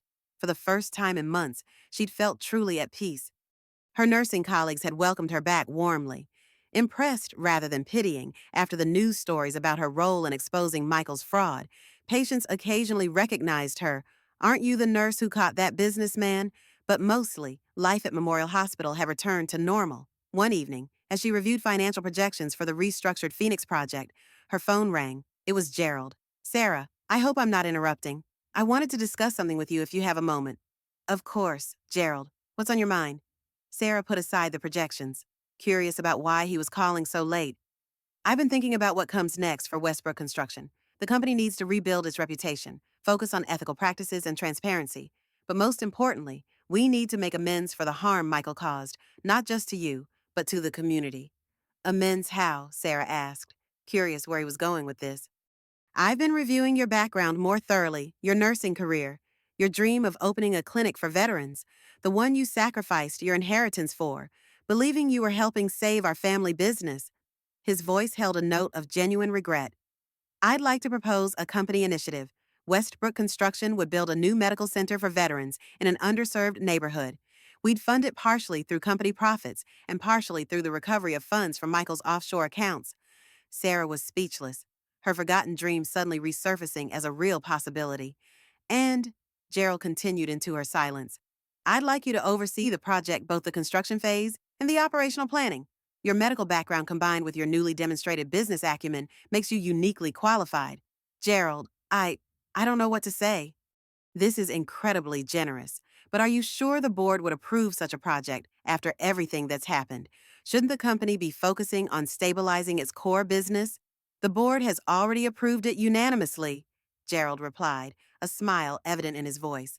They see it as both the right thing to do ethically and a smart business decision to rebuild our community's standing. Corporate social responsibility isn't just a buzzword, Sarah, it's how companies survive scandals. The opportunity was unexpected, but perfect a chance to use both her nursing expertise and the business skills she developed through this ordeal. It wasn't just financial restitution, it was a chance to create something meaningful from the ashes of betrayal. Gerald, yes, I'd be honored. Over the next few days, Sarah immersed herself in research, sketching out initial plans for what the medical center might include. She consulted with colleagues at Memorial about the most pressing healthcare needs for veterans, compiled statistics on PTSD and chronic pain treatment across different Chicago neighborhoods, and began identifying potential locations. When she presented her preliminary ideas to Gerald and the Westbrook Construction Board the following week, the response was overwhelmingly positive. What had started as a restitution project had evolved into something the entire company could rally behind, a concrete demonstration of their commitment to rebuilding not just their reputation, but their relationship with the community. As the meeting concluded, Chairman Calloway pulled Sarah aside. You know, Ms. Mitchell, Sarah, when you first came to us with those documents about Michael, I thought you were just seeking revenge. I've rarely been so pleased to be wrong about someone. His words stayed with her as she drove home that evening. 6 months ago, she had been broken, betrayed, and nearly penniless, sleeping on Lisa's couch and picking up extra shifts just to pay her attorney. Now she was directing a multi-million-dollar community health project, serving on an advisory committee for a major real estate development, and building a new life entirely on her own terms. The transformation wasn't just in her circumstances, but in herself. The woman who had once defined herself primarily as Michael Westbrook's wife now stood confidently on her own achievements. The nurse who had set aside her dream of opening a veterans clinic to support her husband's family business was now creating something far more impactful than she had originally imagined. That night, Sarah did something she hadn't done in months. She called her old mentor from nursing school, Dr. James Reeves, who now served as Chief of Veterans Services at the VA hospital. When she told him about the Veterans Health Center project, his excitement was palpable. Sarah, this is exactly what you were meant to do, he said warmly. I always knew you had potential beyond bedside nursing, though you're excellent at that too. This project could transform healthcare access for thousands of veterans. Would you consider being a consultant on the center's design? Sarah asked hesitantly. Your expertise would be invaluable. I'd be honored, he replied without hesitation. And I know several colleagues who would jump at the chance to be involved as well. When can we start? As she hung up. Sarah felt a surge of genuine excitement for the future, not the nervous anticipation of waiting for justice to be served, but true enthusiasm for creating something meaningful. The Veterans Clinic she had once dreamed of opening with her inheritance would have helped many former service members, but this community health center could reach thousands, creating a lasting impact far beyond what she had originally envisioned. The path ahead wouldn't be easy. There would be zoning challenges, budget constraints, staffing considerations, and countless other obstacles to overcome.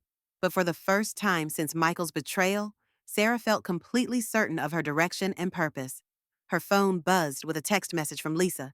Just saw the news about the Veterans Health Center project. So proud of you. From surviving to thriving, that's the Sarah I know.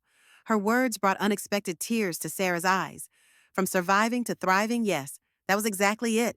Michael had meant to destroy her, but instead, he had inadvertently set her on a path to becoming stronger and more purposeful than she had ever been before. The irony wasn't lost on Sarah. Had Michael never betrayed her? Had he been the loving husband she thought he was, she might have spent her life in his shadow, her own dreams perpetually deferred in service to his ambitions and his family's needs. His cruelty, intended to break her, had instead broken the chains she hadn't even realized were binding her. As she reviewed the preliminary sketches for the Chicago Veterans Health Center that night, Sarah allowed herself to feel something she hadn't experienced in a very long time: pride. Not pride in being chosen or validated by someone else, but pride in her own resilience, her own capabilities, her own vision for making a difference.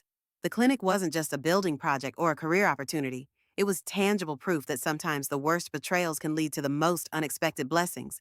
Michael had taken her inheritance, but in doing so, he had inadvertently given her something far more valuable: the chance to discover just how strong she truly was. Soft piano music fades in. They say betrayal either breaks you or transforms you.